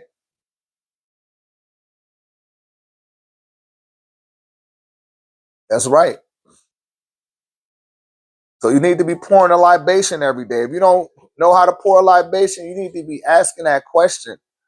If you don't know how to burn ancestor money, you need to be asking them type of questions, y'all. Say, do we give them energy or do they give us energy when they're in the higher realms? It's reciprocity. So in some cases, your people already got enough energy, but they can't break the bylaws from crossing dimensions and giving you assistance. That's where your altar come into play. That's one of the main reasons to have an altar. Now, you can exalt their ranking where they exist, wherever they are in the human afterlife or the spiritual dimension, just by talking about them, showing them daily reverence, speaking to their pictures, kissing their pictures, pouring out a libation for them, right? And y'all don't know Ashe is a word of power that was generated out of Olo Damare's consciousness, right? So when you pouring those what's the names out, it's going That word of power is finding the being that you're pouring that libation to. Yes, yes, the reptilians do harvest off fear. Like they need us operating in fear in order to keep us on that frequency where they can rule over you. But if you're not operating in fear and you operating in love, they don't like that. Like if I start talking too much love on here and say, hey man, I love my pink brothers and sisters and my Asian brothers, man, they end up fucking up my life. But let me start talking some shit. They like, yo, keep it. That don't make no sense. They be like, man, keep this nigga going. And I done got 3 violations, you guys, since I started this live. Now I see on other people's platform, they be having like 3 or 4 people up there, and they be doing all type of obscenities. They be disrespectful. He said, I can't even repost. Yeah, see what I'm saying? You saying something too serious, it's like, ah, shit. But I heard these 2 girls going back and forth and just, man, they were very disrespectful to each other. They were beyond the community guidelines, and they just still had the live going up. And I know it because I kept uploading videos. And every time I uploaded a video, it'd bring me right back to that live. I didn't enter the room, but it kept bringing me back there. And I'm like, damn. And they wasn't even talking to them. It wasn't even that deep what they were saying. But they need people to stay on that frequency so that they can control them. And like, I'm damping their style. I'm putting, I'm shitting on that with the content here. They like, yo, man, get this nigga off of here. They just put up there like, yo, you're visibly, no one can see your live for 10 minutes. So they're not going to even let my shit show that I'm live for 10 minutes. Like, why would you do that? He said it came with a benevolent or malevolent beings. That's an excellent question. The reptilians who came to the Dogon, those are the ones that came out of Iduma. Now, the Nomos had its ruling class, its royal class. Half of them wanted to work with the humans, with the beings on the earthlings on the surface of this planet, and the other half didn't want to fuck with you.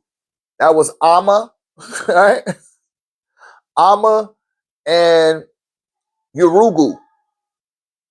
If you're familiar with the Holy Tablets, you can look it up. I forgot the diagram right now. I don't got it with me right this second. But Amma and Urugu, they didn't like having to come to this planet.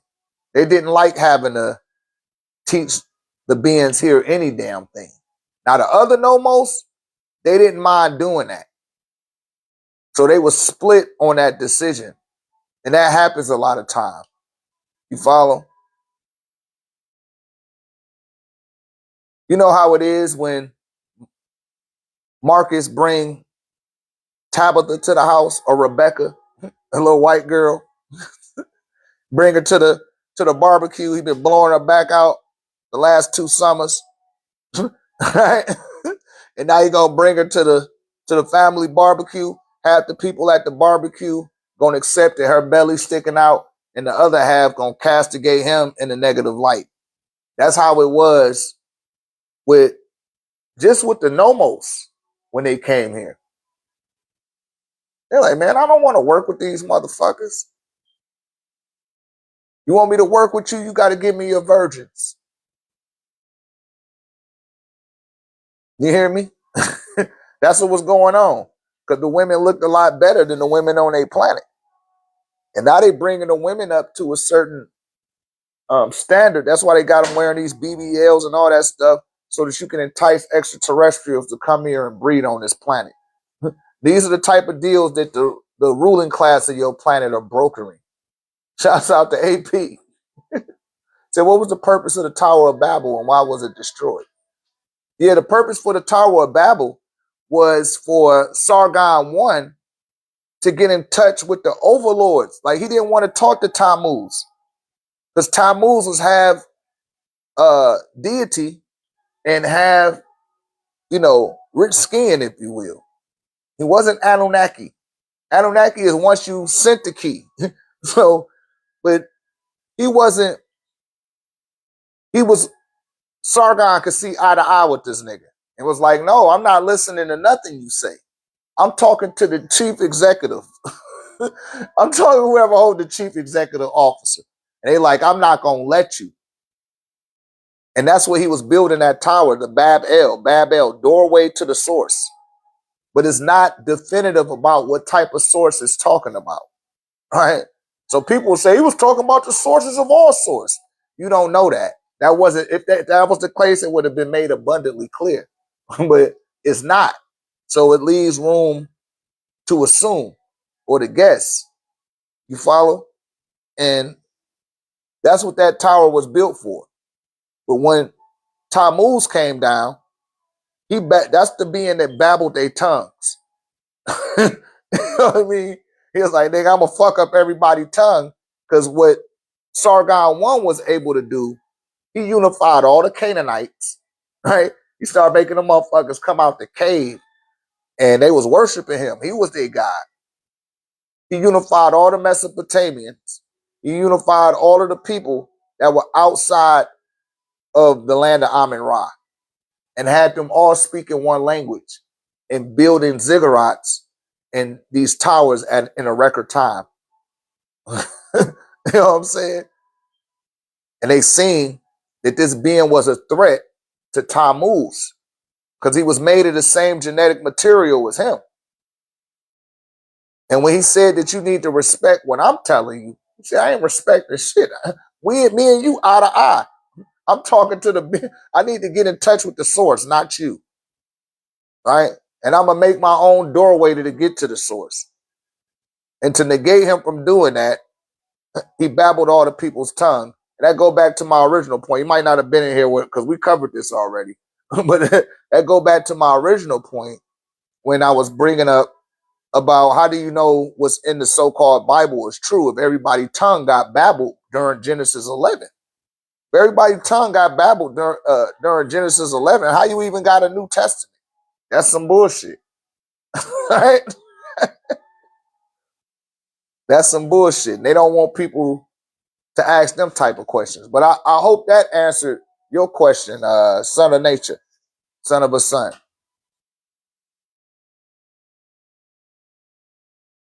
You know, yeah, they don't like that, man. They don't like they don't like for us to become aware of that. They don't want us to know about Amen or Amen. You know, they don't want us to know about the sun gods. And you got beings that live on the sun. You got beings that live on Mercury. You got beings that's living on Mars right now. They're just not organic flesh beings. They function outside the visible spectrum. And y'all need to check out my videos on YouTube where I break that stuff down. I get up on a whiteboard. They long.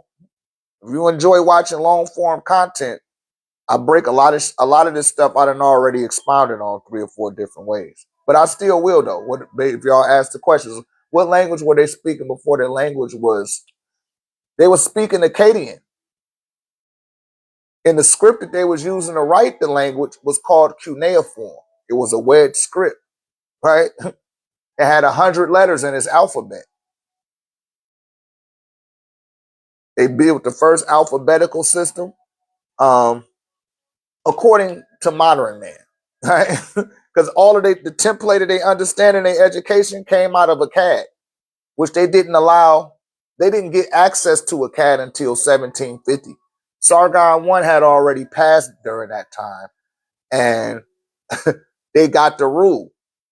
But within 100 years, they fell out of their rulership. And they ended up in the Happy Nile Valley, squatting. They end up squatting and then getting kicked out of there after they got educated at a more refined level because they recognized that the Akkadians were the cousins to the Anu people, right? That's Genesis chapter 1, verse 24 through 26. That's Enki and Elio speaking in there. God, let us make man in our image and after our likeness. That's them asking permission to do what they seen him do. They was asking for permission. And he said, yeah, but so he cut out the pieces of land and said, y'all go do that shit over there, though. Don't do that. Don't come fucking with this. Y'all go. That's why the land is cut like that right there. He didn't want that to spill over. All right? And the people that was in the Happy Now Valley, they were telepathic. They didn't need no language. They had a picture script. Their script was in pictures. The codex was different. The syntax was different. Because they just telepathic. They sending symbols at each other that meant a multitude of things. The people in the CAD couldn't develop that. They had to have their intelligence sped up because they hadn't been on the planet longer than those beings in the Happy Now Valley. And that's where the Mercabians went to. They came and lived in those waters. The doc referred to them as river angels, in the Happy Now Valley. That's what they called them, the river angels. They even been pulling them out the Indian Ocean of recent. And it looked like a fish on the top, and on the bottom, it got the face of a gray. They're highly intelligent. They had the ability to communicate telepathically. And that's why they chose to come down there to the Western. They didn't even mix in with them. They just became a guide for those beings. And they stayed in the water because that's where those beings came out of, right? Maccabeans were a little bit more advanced intellectually because they used to be a population of excavators, that served the royal fleets of Anu.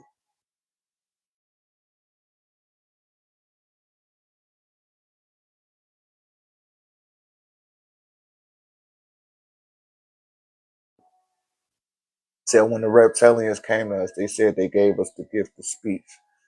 Where did they say that at? Because again, your ancestors, and again, it's not your. This is just the Akashic record that you've incarnated into. These contractual obligations was already put in place by the time you incarnated this cycle. So what they're calling a human hominid is a hybrid of reptile and mammalian. The cerebral or the cerebellum part of the brain, that's the reptilian part, the cerebral cortex, right? The brainstem. That's the reptile part of our brain. The mammalian portion, we got that from the mammals. The frontal lobe cortex, the neocortex, that shit came from something off world. And that's what expanded our forehead. In order for that to occur, you had to have mammals on your planet, listen, that had the capability to thrive in the water. Because it wasn't no land here at that time. Right?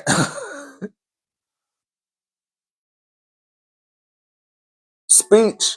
We had to start speaking once the Dahavidians came from Nirvana. Said, who can I learn the Wapik from? Go check out Messiah Al-Mati. He goes under the moniker Enlil something now. He be switching it up so much. But check him out. The House of Enlil.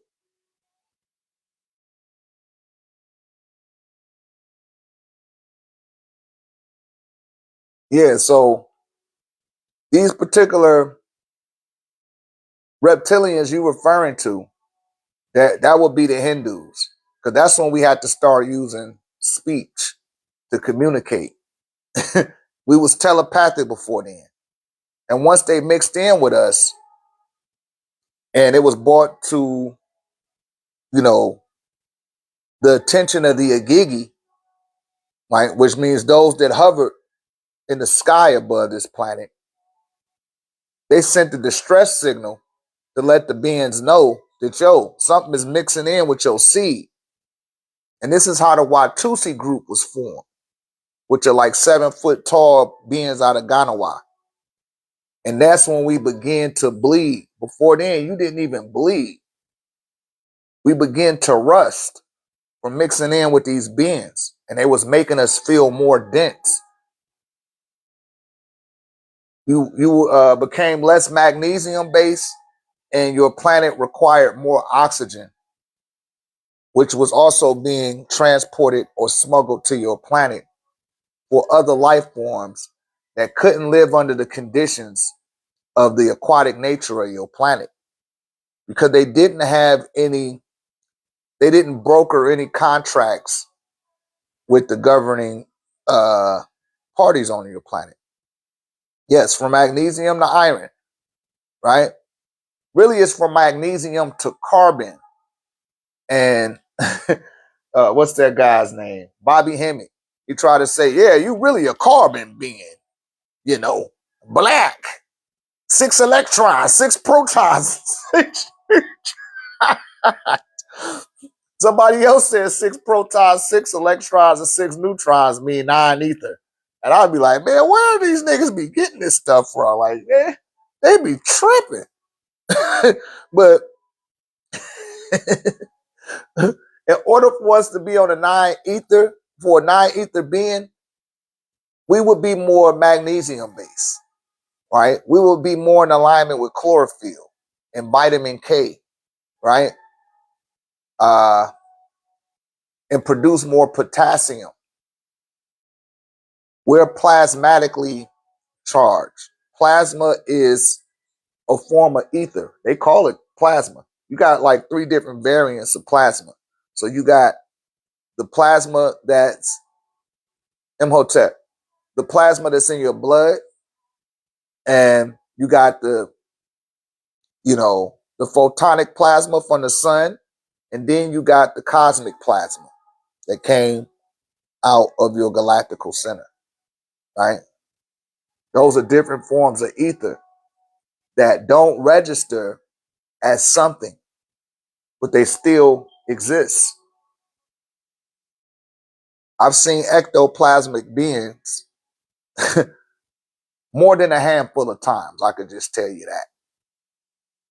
And I tried to pick up the camera and take a picture of this shit. My whole shit pixelated. But sometimes if they want to present themselves to you, they're going to make sure you ain't got that camera in your hand. He said, man, when are you coming to Arizona? I don't know. Y'all got to send for me. Book me. Y'all got to book Dr. Ray. I'm going to start putting that. Give me a mental note of that, Ricky. I need to start booking that. Come book Dr. Ray. I'll come right to where y'all at.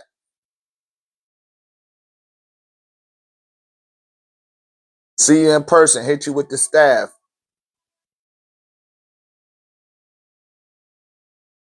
And shouts out to my newer beers. See, the newer beer, no. They'll come in the room, some of them, and they be wanting to know certain things, and they know to ask questions. So what you building and speaking on, like just whatever. I don't want to say whatever, but I'm just answering questions, question and answer, Q&A with Dr. Ray, loved one.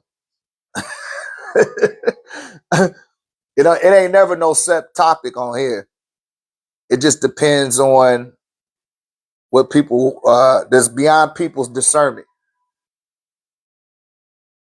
And people that got right knowledge, they're gonna ask you questions like that.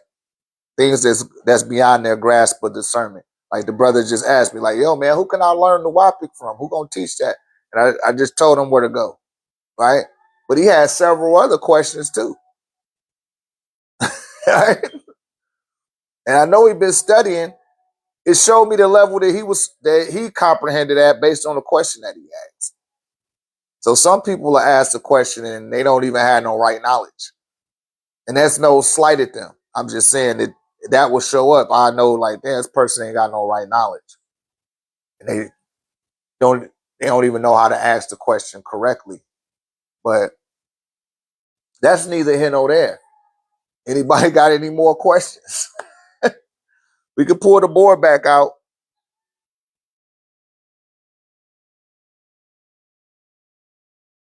Yeah, but we will be coming to Arizona soon. I love Arizona. We'll do an event out there. Just got to find the right city and coordinate things correctly. And we'll come out there. I might do a pop-up shop or a pop-up class out there. I did one in Houston before. And I want to I guess I'll do one in Austin if it be enough people in Austin, or I might do one in Phoenix, or who knows, some part of Arizona. Yeah, but it need. I can't. I'm just not gonna come out there for one or two people. I got to know the people in that area because we don't got nobody in the community. Said Phoenix is cool. Yeah, Phoenix is all right. I rock with Phoenix. I've been there several times, and the people are receptive. You know what I mean? People are definitely receptive there. Who is Amun? Why do I need to personify Panetra? Does that mean my being Amun? Yes, you can use water. Use spring water. He said, "How? Who is Amun? Amun is the hidden one. Amun personifies as the seen. He is the seer and the unseen and the hidden.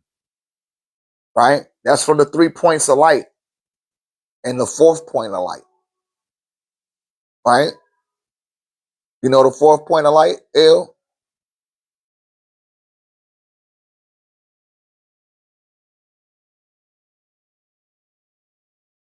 Those are stations of consciousness. Right? So you incarnate as the seer and the seen, and you operate from the unseen.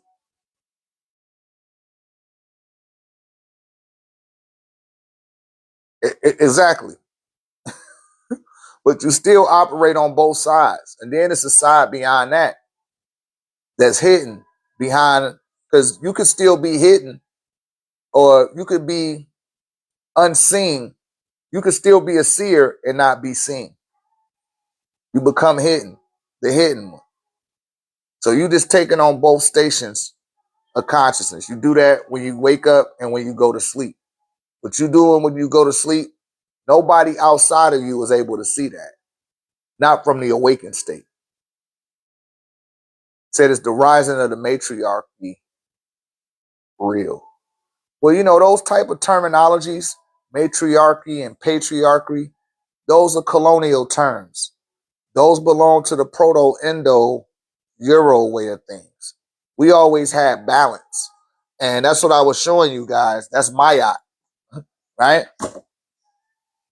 I done took it down now, but I'll put it back up there.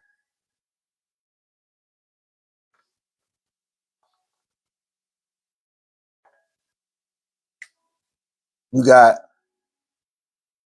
the key of life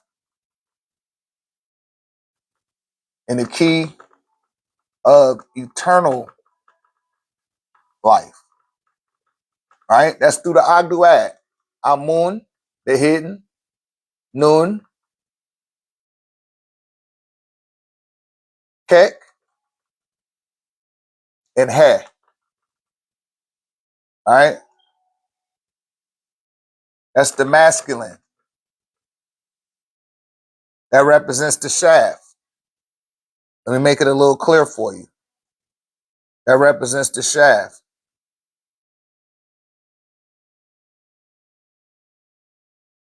And you got Amunet, Nunet, Kek, and He Het. That represent the feminine. The feminine, right? Feminine forces. And that represents the vaginal. See that? You put them together, that's the key of life. The key of life is through the phallus, and the key to eternal life is through the womb.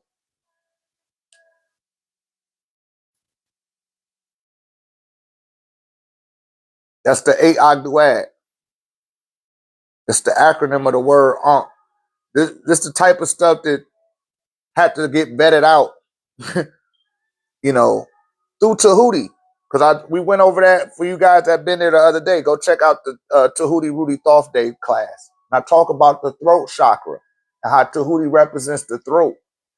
And that's why he represents wisdom. So when you speak, you use wise words, and you're just not speaking to be speaking. Some people speak and don't have nothing to say. They don't have nothing to say, but they got to talk anyway. And they don't really have to talk, but they still talk. It's like, yo, you ain't even talking about nothing. They like, so what? I can still talk, which is like, yo, that shit ain't even, has no substance to it, right? Just be quiet.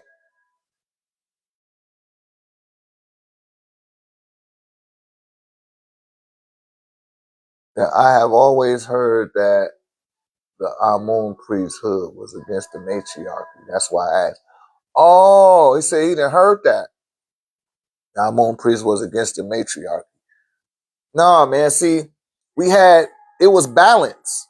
That's why I drew them two unks like that to show we didn't operate. That's operating in duality. We didn't operate in duality. We operated with the singularity, right? And that kept us tuned in to the oneness and the onelessness that we would eventually evolve back into, right? But we always dealt in Maya, which is balance. And that's what you incarnate into the physical form for, is so that your mind can become balanced once again.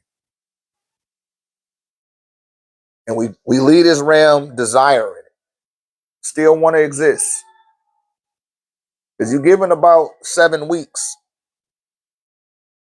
you know, to watch this dimension from the observational field. And a lot of people show up at their funerals. A lot of people do. Thank you, loved one. Then who is Ptah? Ptah is a primordial being. He thought the universe into existence. He don't come from this universe. He come from the spiritual universe. Same thing with Tahuti. These beings predate your concept of the material universe and its existence. They're not exclusive to a planet like an Orisha, right?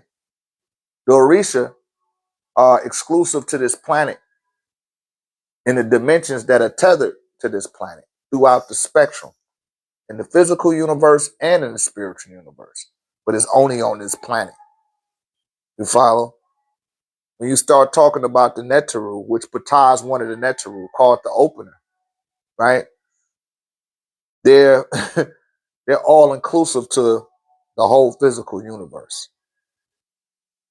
That's one of their sigils, is the Ankh. When they see the Ankh there, they know life has been generated, and somewhere in between or whatever going on, they know that that shit is being monitored by the Netaru. They found pyramids on Mars. Said, what's the difference between Ptah and Amun? It just depends on what you're trying to understand about Ptah or Amun, right? But Ptah is older than Amun. In some instances, Amun becomes Ptah and Ptah becomes Amun through the transmutation of his capabilities, right? Same thing with a lot of the deities. We broke this down before, because that's the way that they would express alchemy. Say, like when you're talking about Sekhmet. Sekhmet turns into Bastet, and she transmutates from a lioness into half lion, half calf, and half human. And then her final form is a domesticated cat. So she had to go through the transmutation and drop in seismic scale in order to temper her nature. The way that that allegory plays out in chemistry is the different temperatures of heat, right? The different temperatures. So as the temperature gets changed and modified, it's still showing you that that heat is there. Like they call it a heat index, or they'll say that the heat index is making it humid. And even though it's telling you this temperature, it really is feeling like this temperature. And that's Tefnut, right? Who is also a lion. So it's alchemical symbolisms about the way that energy operates on your planet, right? And that's through heat, sound, light, ultraviolet light, and cosmic light. These are mediums that you have the capability of utilizing while you incarnate in the material universe, right? So you use those different forms. That's why I was talking about plasma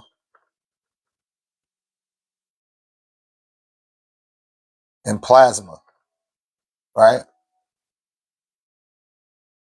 That's still connected to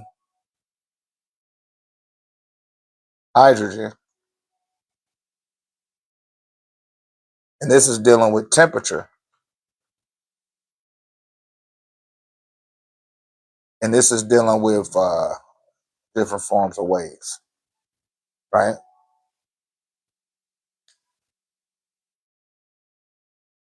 So how do you know you exist? You you don't have to say something. You just got to make a sound. Om. I'm using sound to show that I exist. You ever came up behind somebody and blew your breath on it? They like, hey, your breath hot as hell. Your breath stank, nigga.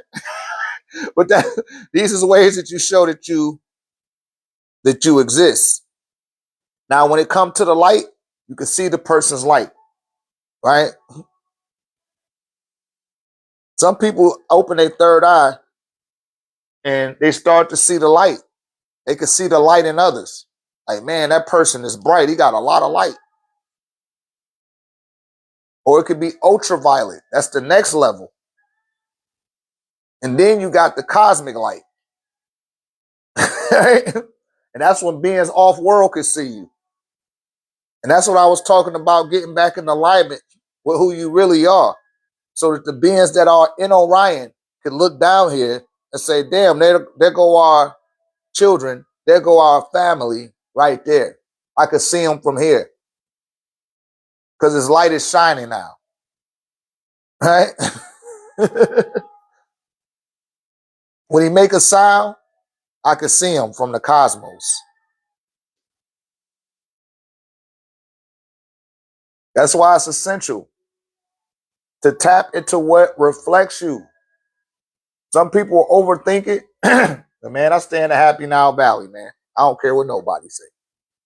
Because they invented the paper. They invented the ink. They invented embalming. They invented burying the body in a hygienical way. They made up the funeral procession. They developed the concepts of the afterlife for the people on this planet. And that's documented. And it's like, yo, why are we not following this? And the reason why they're not following it, because they can't they can't monetize it and sanction other people from using that, especially non-ether beings, because it's already genetically woven inside of you when you incarnated in that shell. And you can't tell me, shouts out to everybody that's seen that video with the sister.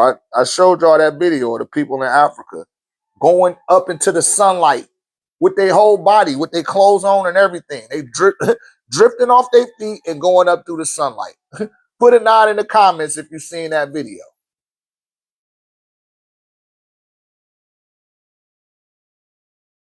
Ain't none of y'all seen that video? I'm gonna have to post it again.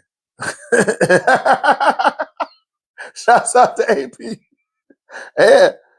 Tasha seen it too. Tasha seen it when I originally posted. You can see it on my Instagram.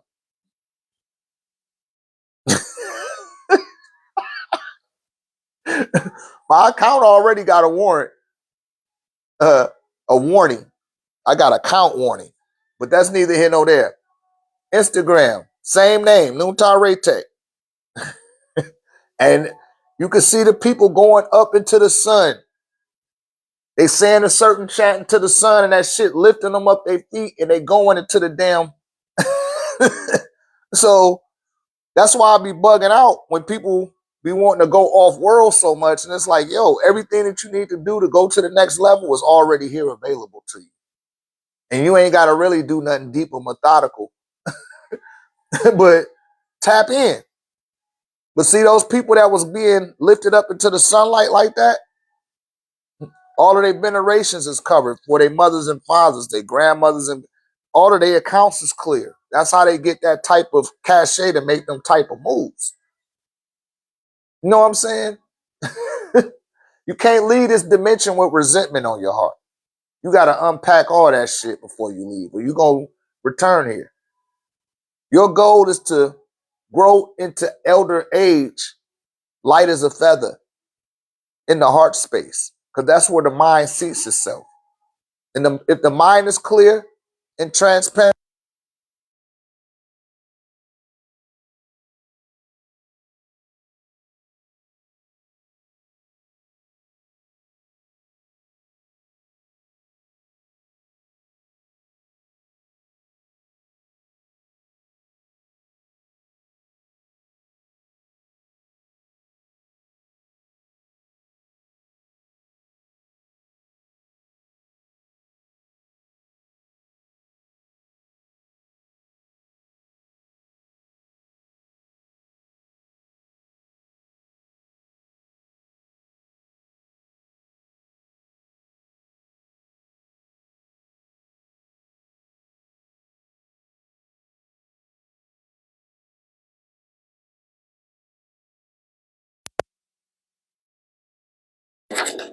no, I was saying you're supposed to go through the light, through the ultraviolet light, through the plasmatic light. You're supposed to be able to go through it. And when you go through that light, yeah, Dark Angel, you got to scroll down. You're going to be able to tell it's a TikTok video. I forgot the sister name. I think they got rid of her page. That's why I downloaded that video, though, the second she posted that shit. And I got it saved. I try to upload it. But you see that line? They came through the shaft of the pyramid.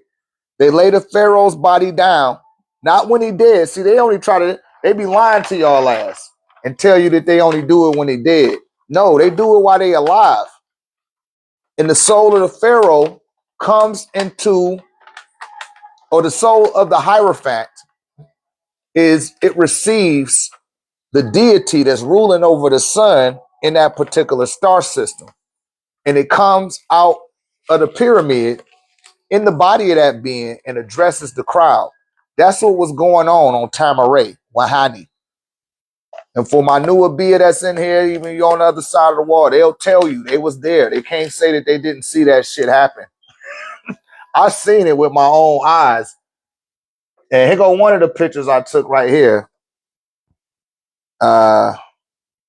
This is when they was going into the pyramid so that the soul could incarnate into the pharaoh.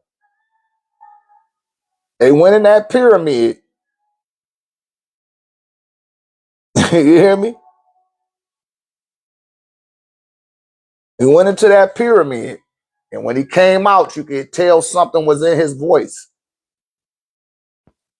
He said, where does the red hair come from? The red hair come from mixing in with the Hindus.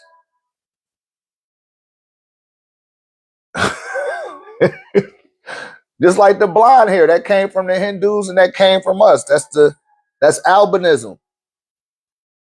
And no, I'm not advocating hate. You're going to have to check some other video because I already got 3 strikes. Check my videos out. I got a playlist, Rob. I got a playlist. I got 77 chapters. And man, you can binge watch my page like Netflix. I got more content than anybody on TikTok. And I ain't saying that to be bellicose or arrogant. But I got 4 dissertations where I'm breaking that down. He said, I'm pretty sure. Yeah, that's good, man. Them the people that take the quantum leaps. Those people that go through all of the shit I post. And then you can go look on the YouTube too. Even this, the long version of this is going to be uploaded to YouTube, you guys. I done caught up. So the last time I was live, I got that one downloading right now while I'm doing this live. I'll be working the shit out this phone. But I'm uploading the content. I'm uploading it. Oh yeah, man. He was our avatar. Every race or sub-race on the planet receives an avatar that comes to their people. Only people that don't got one like that is the pink man. The pink man, the only one don't got one. That's why they created Jesus and started. I'm telling y'all what I know. The closest medium they had was Madame Blavatsky, right? Madame Blavatsky of the Thule Society. And she started her own society after that called the Theosophical Society. She's responsible for bringing astrology to the Western world, tarot cards, terminologies like telepathy, the chakras, meditation. She introduced that to the pink man that was squatting on the soil. Before then, all they had was the Bible. They had nothing else. I mean, nothing. Satanism, Baphomet, she the one bought all that shit over here. And she was a medium that was that kept a psychic rapport with the Ashtar Command, which are the beings from Aldebaran, which is a small pale star in the left eye of the Taurus bull in the Taurus star constellation, right? And their planet got consumed by a race of draconians that like the way that they taste. I think they taste like bologna, Oscar Mayer, right?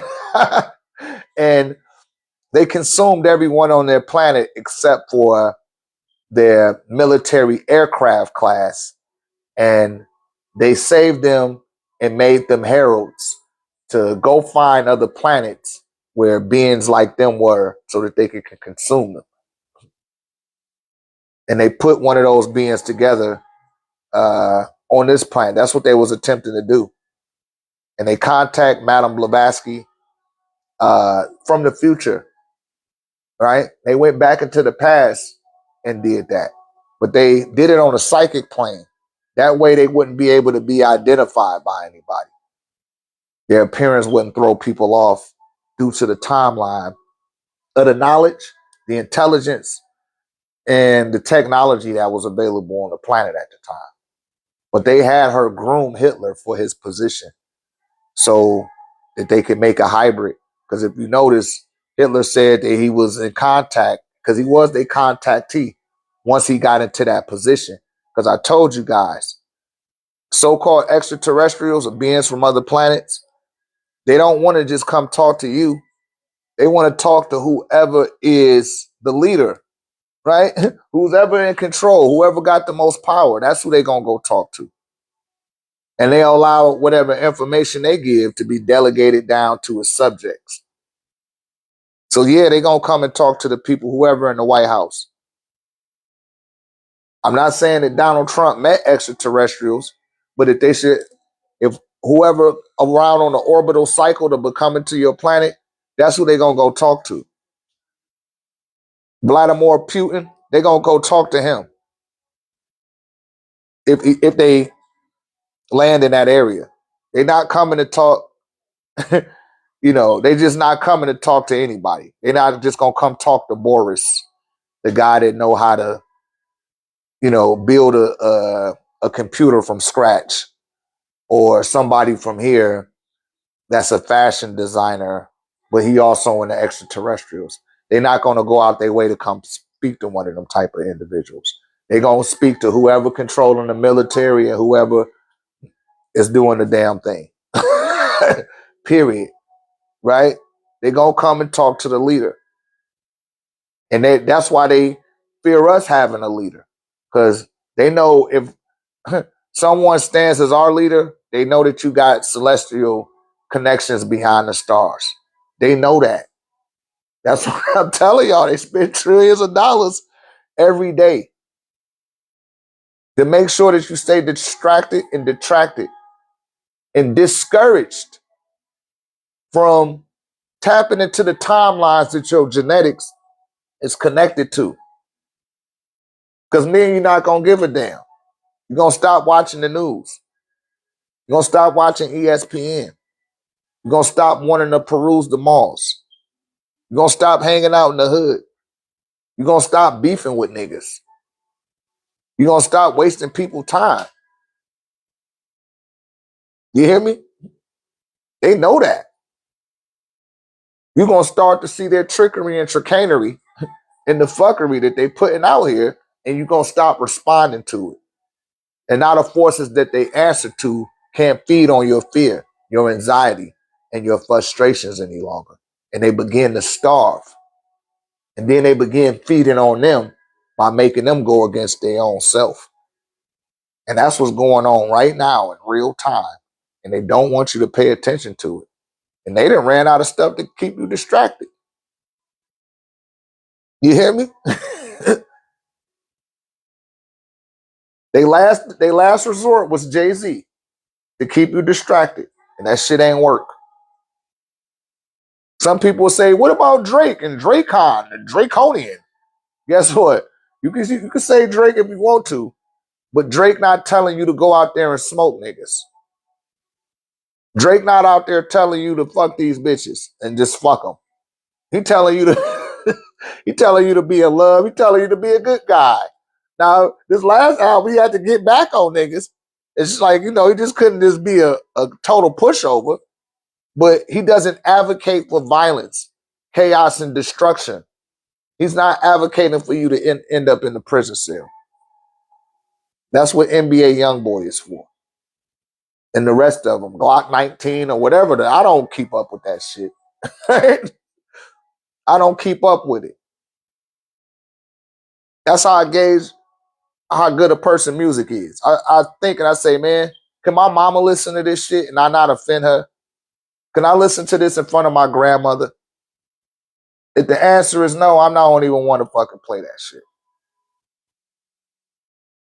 You hear me? But I'm just saying the message just being advocated. You got 60-year-old Jay-Z. Nigga, you still want to be a gangster at 60? You should have a message of knowledge. I mean, you could be whoever you're going to be. But at that age, you shouldn't be talking about stabbing niggas and I'm a gangster and I did up. Man, please, you should be grown up out of that shit. Your content should have nothing but substance and wisdom, empowerment and enlightenment in it. And I've yet to hear that from that dude. You're always talking in code and subliminal. Fuck all that subliminal shit. Say what you mean and mean what you say. You hear me? That's why I fuck with 50 Cent so much. Shout out to 50. 50 is say your name. Like, nigga, I'm just gonna tell you, nigga, fuck you, nigga. Don't even have to rap about it. He like to talk shit. Like, man. It's like, yo, why do that? Why dance around it and be subliminal? Just say it. Right? But that's the last resort. He said, I did like Slim Shady. Yeah, Slim Shady is good too. Shouts out to Eminem. I'm from Detroit. I'm telling you, like, they're not advocating for you to do something that's going to make you go to prison. They try to make selling dope seem like that shit cool. It was when you was young and restless and rebellious. But at some point, like, yo, man, that shit ain't cool going to jail. You must niggas ain't never been in jail. But that shit is not cute. And I don't know why they don't tell people that. Like, yo, man, I know I talk all this gangster shit, but there ain't no place you want to be. They act like that's the place to want to be. Because the prison system is paying them to tell people that so that they can make money. It's a big scam. The judges is in on it and everything. You hear me? But you can't see that stuff if you're not looking to align yourself with self and kind, one of the most rational and practical levels of your material reality. You're gonna miss all of that shit. Like, oh man, this nigga talking that lame shit.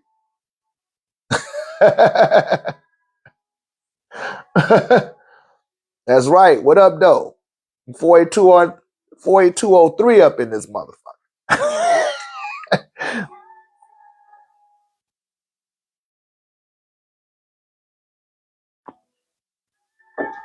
You know? But that's neither here nor there.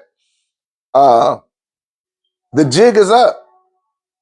And baseball has died. First, I remember very vividly. What year was this? That was 98, 1998. That was the last year that I watched any baseball. I didn't give a fuck about that shit. Now I'll watch football. I'll watch some basketball too. But it don't have that same allure that it had on me when I was in high school and in my young adult years. He said, that's when I was born, 98. Yo, I was like, fuck baseball. They was like, yo, man, you're not the Braves. I was like, I don't give a fuck. He was like, you don't give a fuck? Damn, son. I'm like, yo, man, I don't give a fuck. It's not a big deal. I'm not going to. I know better because I was awakened then. Like, I know better shit I could do with my time. I turn the football on and watch that shit on mute. I watch it on mute and put the caption up there and read. Or I'll be working on beats. I used to be doing beats then. I'll be working on beats. Ain't want to hear none of that shit. Yes, I've read over 1,000 scrolls. Well, it ain't even 1,000 scrolls, but I read over 1,000 books through the course of my life. I have, you know, over 400 of the Doc scrolls. I done read them, and more than once. You know, cross reference, taking notes, writing books. I done authored books before, so I just immersed in it. I would just always shy away from my calling and my purpose, right? Because I was groomed by people that were well more advanced than what I am. But it ain't about how much you know or what you know. It's about your condition, right? And is it sufficient enough? And that's yourself. Are you a sufficient condition? And once I started to realize that, then I started to get out here and teach. And I knew that it's a particular unit of souls that I had to reach out to and bring them into alignment. And that's what I do, you know.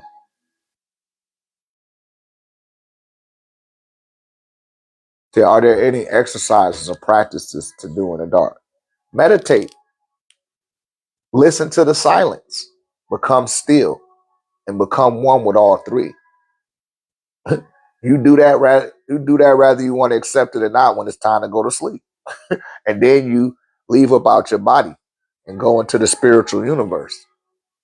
You pass through several doorways in the spiritual universe that your consciousness has constructed for you to safely be guided back to your bedroom so that you could wake up in the AM.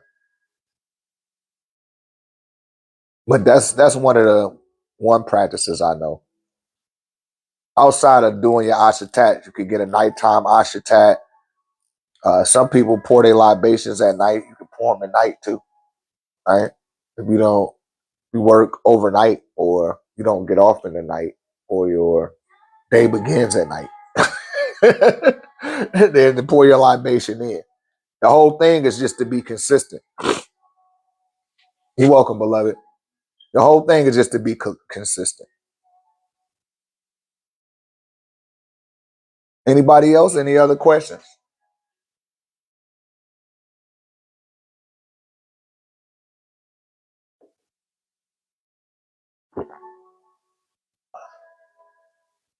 Swa.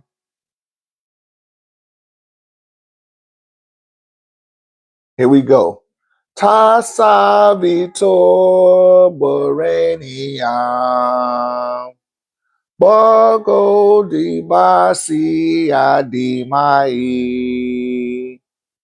Dio yona prachodea. So what's a good book to start with for someone new? That's an excellent question, Ramisu. Always tell people to start with a dictionary and a biology book. They're unbiased. There's nothing to debate about. There's not, it's pretty straightforward and direct. And studying those two will open up enough neural pathways for you to start taking in or to be edified by real knowledge. You will start to have a distaste for fiction. You know what I mean? Your discernment will start to present itself. You ever seen Malcolm X? What was the first book that Malcolm X read once he started to turn that light on in his consciousness? He picked up the dictionary and he started from the word aardvark, right? But they don't tell y'all in that movie, one of his best friends, you know, Henry Roth Black, who wrote the Book of Law, a so-called black man. Was he from Detroit? I want to say he was from Detroit. You know what I mean? And he also had one of the biggest dope cases in American history. And it took a 30-man indictment and got niggas 4 years. Went up against the federal government, right?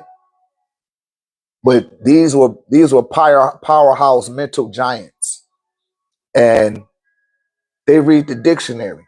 People that's lawyers and stuff like that, they know the words.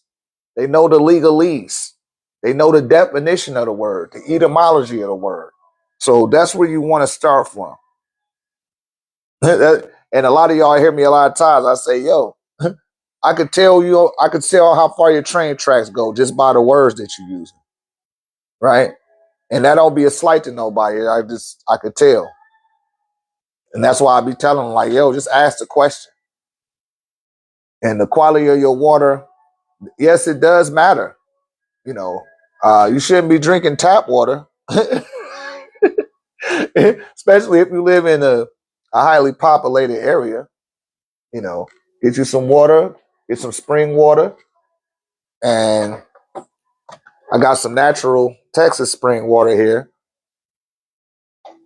And I take that. You could talk to your water. They done went away now, but it had a bunch of bubbles that had went into this glass. And it kind of looked green like that because I've been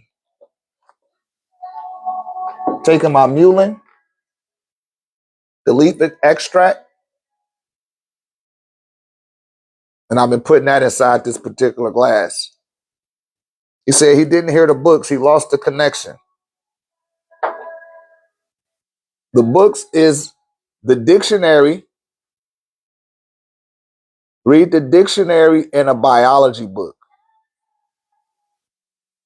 Then they're unbiased. They don't have an opinion. They're quite straightforward and direct. And as I said before, if you see the movie Malcolm X, that was the first book he began to read when he became enlightened, was the dictionary. And if you notice, he rose to the top of the rankings within the Nation of Islam because of his intellectual capacity. And that's how you strengthen it, by reading the dictionary. And I'm from the golden age of hip hop, where you had to have a vocabulary if you wanted to be an exceptional rapper. And I grew up reading the dictionary. So by the time I got to the grade where the teacher requires you to read the dictionary, I had already been reading it. That shit wasn't nothing to me. I used to watch everybody struggle, like, man, we got to do the definition for all these words. I was like, shit, I already got half of that shit written down already. Some of them I was just giving my own personal take on the definition. And the teacher was like, yeah, you know your stuff. But I didn't tell my teacher that I was a rapper and I'd be wanting to know words. Sometimes I'll raise my hand and ask them what a certain word was or how do I use it in a sentence, right? But that's where it begins at, is with a dictionary, because it's not telling you to believe in nobody. I know we know about the grimoire and all that, but it's not telling you to accept something. It's pretty much direct and straightforward. Same thing with the biology book. Somebody that live in Guatemala won't have a problem with somebody from Tijuana when they start talking about the stomach, the intestinal tract, the large intestines, the small intestines, the colon. There's nothing to argue about, even if they don't speak the same language or if they have different cultural backgrounds. None of those things are coming to play when they start talking about the body. You hear me? So those are safe place to start at, because most people don't. And that removes the necessity of debate and argument, because it really ain't no necessity. It's just a person trying to, uh, you know, trying to hold on to their point and want their point to be valid, you know. But here with 1089 TV, we keep things on a rational level, keep them in rational context, so that people don't go down the path of conjecture and start looking for spiritual shortcuts. Because you have to apply us. There are no shortcuts on the spiritual path, right? And the easiest way to make a spiritual connection is to have a spiritual foundation and system in place for you to make that connection. That way nobody could take it from you. Like, nobody could come to me and be like, I'm gonna give you $1 million. Don't you ever venerate no more. Don't you ever make no offering. Stay away from you can't pay me to do that. There's nothing you could do to make me stop that type of activity. You know what I mean? I'm not gonna not do it because you don't want me to not do it.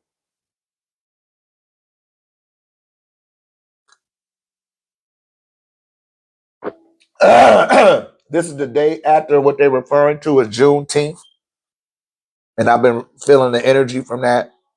And I did burn a lot of ancestor money for the people that did have to succumb uh, to the atrocities of transatlantic slavery, also referred to as Ma'afa.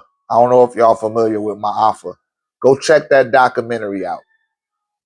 You know, and all of the children that were eradicated from Planned Parenthood, we include them in the Ma'afa as well. You follow? And I always acknowledge the afterlife and those that have passed over before me. Um, it does something for me too. And I don't do it just so it could do something for me. But I was doing it before I knew it did something for me. And once I found out, that shit just made me even go even harder. Right? But somebody got to be there. Somebody got to get some acknowledgement for those beings.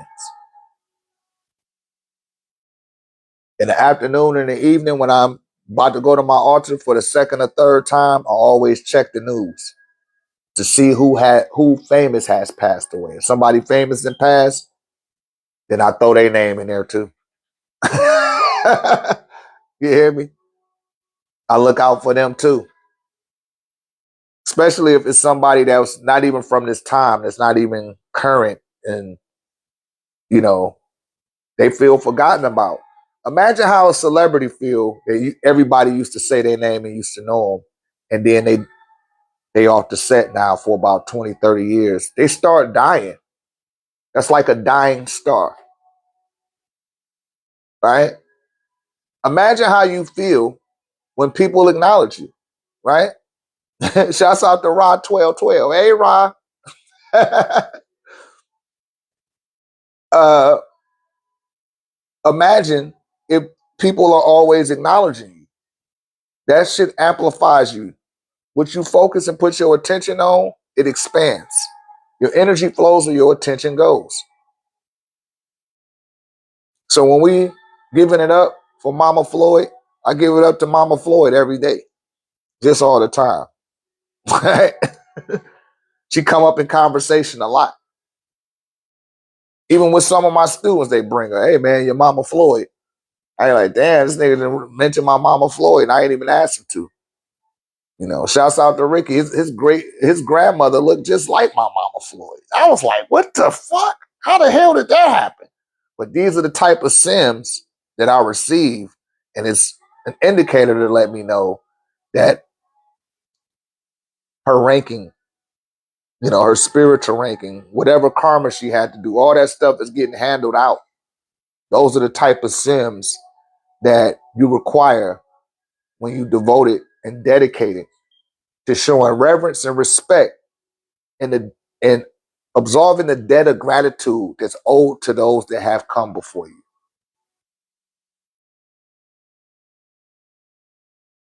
And that's what I attempted to bring people to that.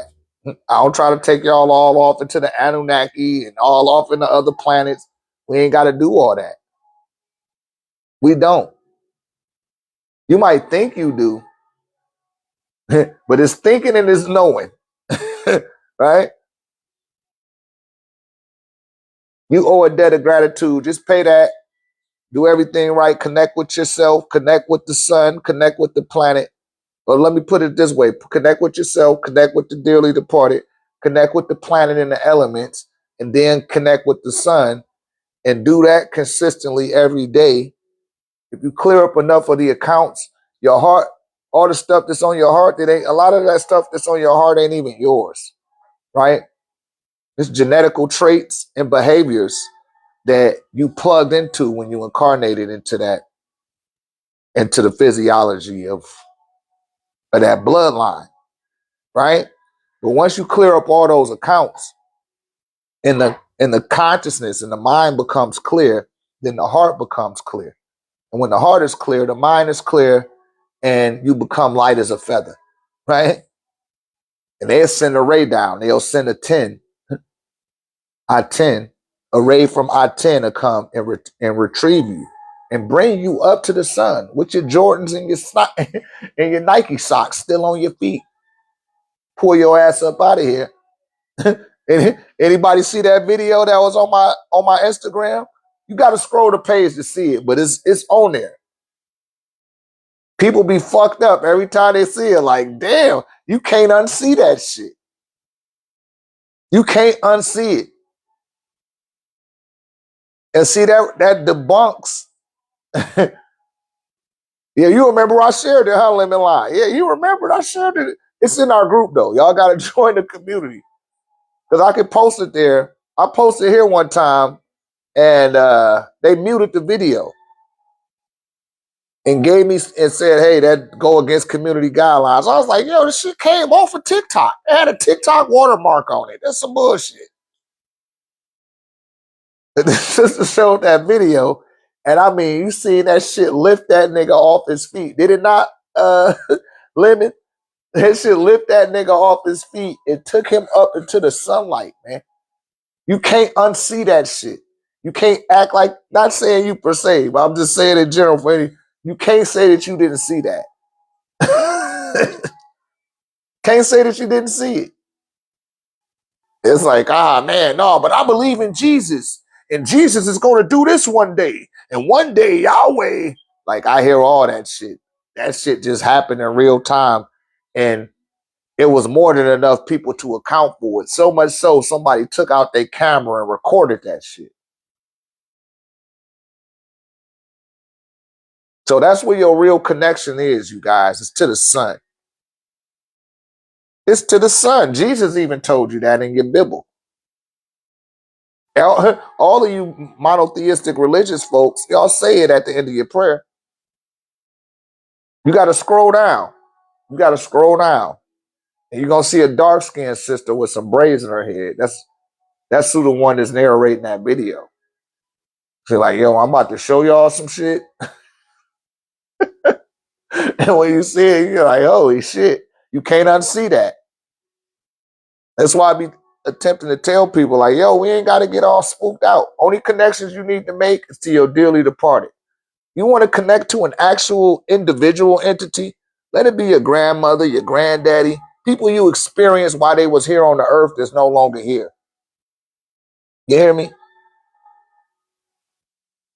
That's the easiest, rational, coherent connection that you could make from the station of your awakened consciousness. And I mean, like, you're not in the bed when I say awake. While you in awake to this world, you should be able to make that connection. I BS you not. I got up early. I went through all of my motions successionally, right in a row. Blah, blah, blah, blah, blah, blah, blah. As soon as I finished, I got calls from 3 people in the community, back to back to back to back. The last person I was talking to, the second person I was talking to, we was getting so deep in conversation. I was like, yo, let me get off this phone and go hop on the TikTok and we could continue this flow. More people need to hear this conversation. As soon as I hung up the phone, it rung again and it was somebody else. Right? And they all got nothing but reverence and praise for me, and I humbly receive it. You know what I mean? I don't allow it to go to my head or nothing like that. But I've helped a lot of people and I'm just fulfilling my purpose, man. That's it.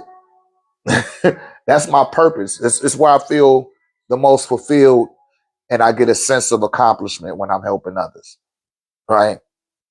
And the only reason I do that because I did it for myself. So I know I'm not taking you down no dark road that's going to leave you fucked up no type of way. Right? So I'm batting 1,000 for 1,000. Some people come to me, they don't have nowhere to go. They don't have nowhere to live. They may not even have no income. And within 6 months, it's a whole different shit. It can happen that fast. It's just on you. It's like, damn, shit. Just do it. Don't deliberate. Don't think about it. Like, man, people that be doing all that, they don't never get nothing done. I don't worry about it. Like, oh shit, fuck it. Hey, whatever. One way. L, you done seen it, huh, L? L, you seen it? you seen the people go up in the sun, huh? I know he's seen it.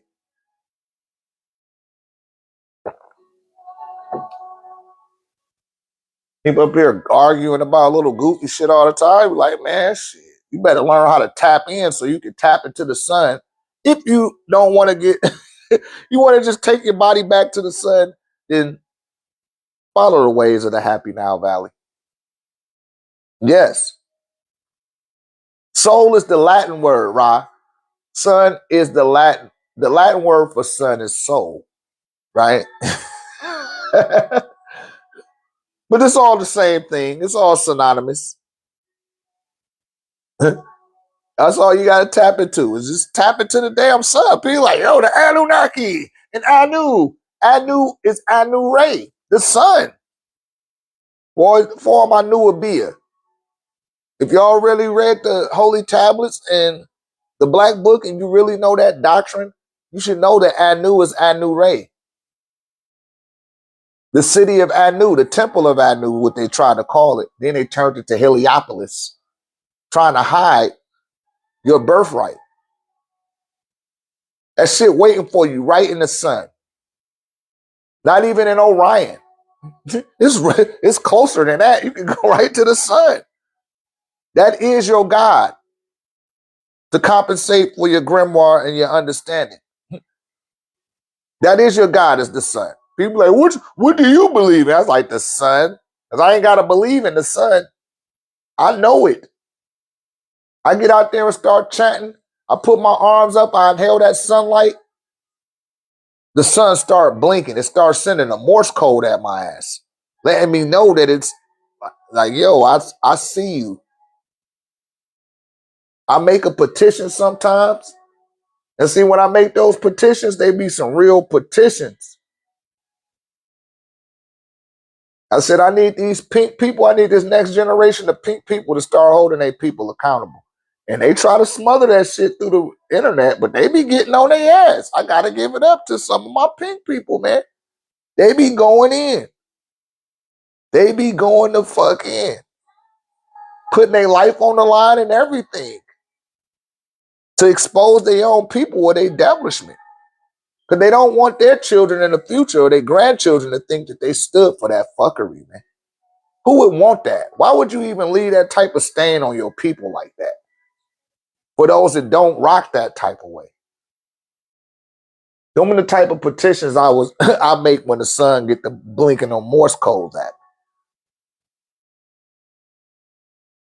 Now I'm asking for the children. Somebody care about, I'm sick of seeing children living in motel rooms. Under the age of 7.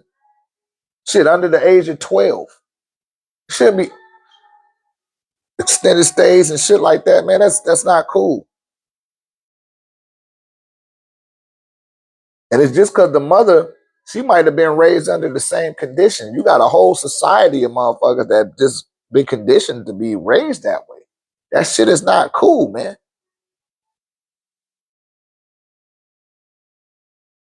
Hey, he just seen the video. Yeah, man. That shit for real. The son could hear you. Yeah, man. Right there. People talking all this space ghost shit, man. Fuck all of that. Just tap it to the sun. I ain't been lying to y'all the whole time. I've been saying it's the sun. I didn't song and dance around it. He said it's shadow time over here. All right, what's up, Mike? You in the shadow hours? Yeah, we'll be there soon. Yeah, man. It's about the sun. You see, they put them chemtrails up there. They try to block that shit out. They try to block the sun out. They don't want you to make that connection. They don't, huh? I would be doing you a disservice if I didn't say this type. If I didn't say this, man, I would be underselling you. And like I said, I've been on this journey 29 years. I didn't need YouTube. I was fortunate enough, you know, to be under the helm of a supreme grandmaster teacher. I feel fortunate. Yeah, man. Right now, you living on the sun. Everybody here got a station on the sun. That's as far as I'm gonna go with. I'm gonna take one more question. I'm gonna get out of here. I'm at 13%. I got 13% on my cell phone. I charge it up and I might spin the block and come back again on y'all. I need to let the phone charge in. I'm gonna have to let the mic charge. See, I done wore out. I already wore one mic out. I'm about to wear this one out, and I'm wearing my phone out.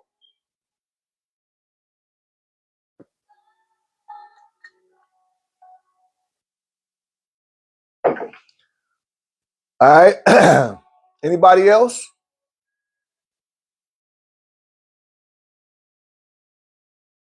Yes? No? Shouts out to Dark Angel 07.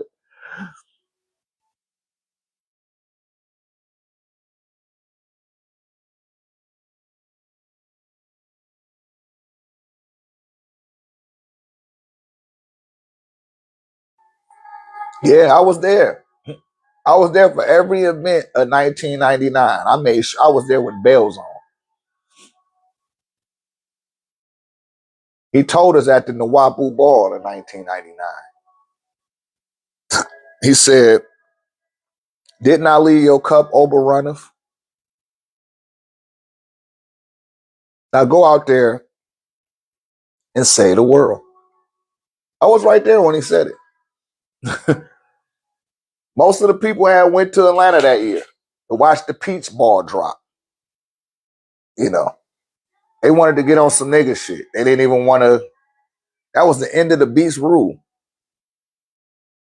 The Satuk and Haru ceremony that was done by the children. That's why it was so mystifying to me when I got home, you know, in the wee hours, in the witching hours of the night or the shadow hour.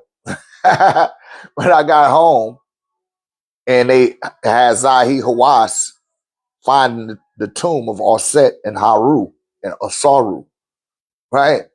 I just got through watching them do a rendition of that, the children in the play, and they did it all in the Wapic too. It was very beautiful, you know, very memorable time. Uh, Anytime I see that shit make me cry, right? Because my mother, you know, she was dressed to the nines, so was I. And her mate, Terry. Shouts out to Terry. I don't know if you're watching this or not, but the shit is for real, man. It's not a game. It's not a game. It was for real. And I was just there to bear witness to it. I took plenty of pictures.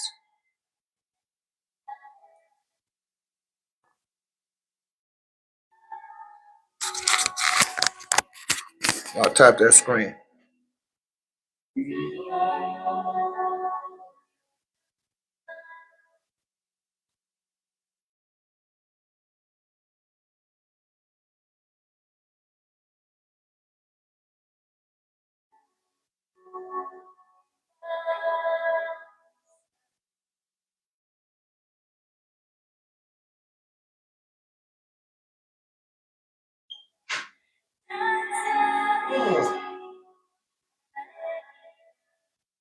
All right, you guys. Time for me to get on off of here. We'll come back on shortly. I'll let the battery charge up. Thank you guys for coming. Check out the website. Link is in the bio. And give me an hour or so, and I'll be back at you. All right, peace and love. May the ancestors be with you. Waduk.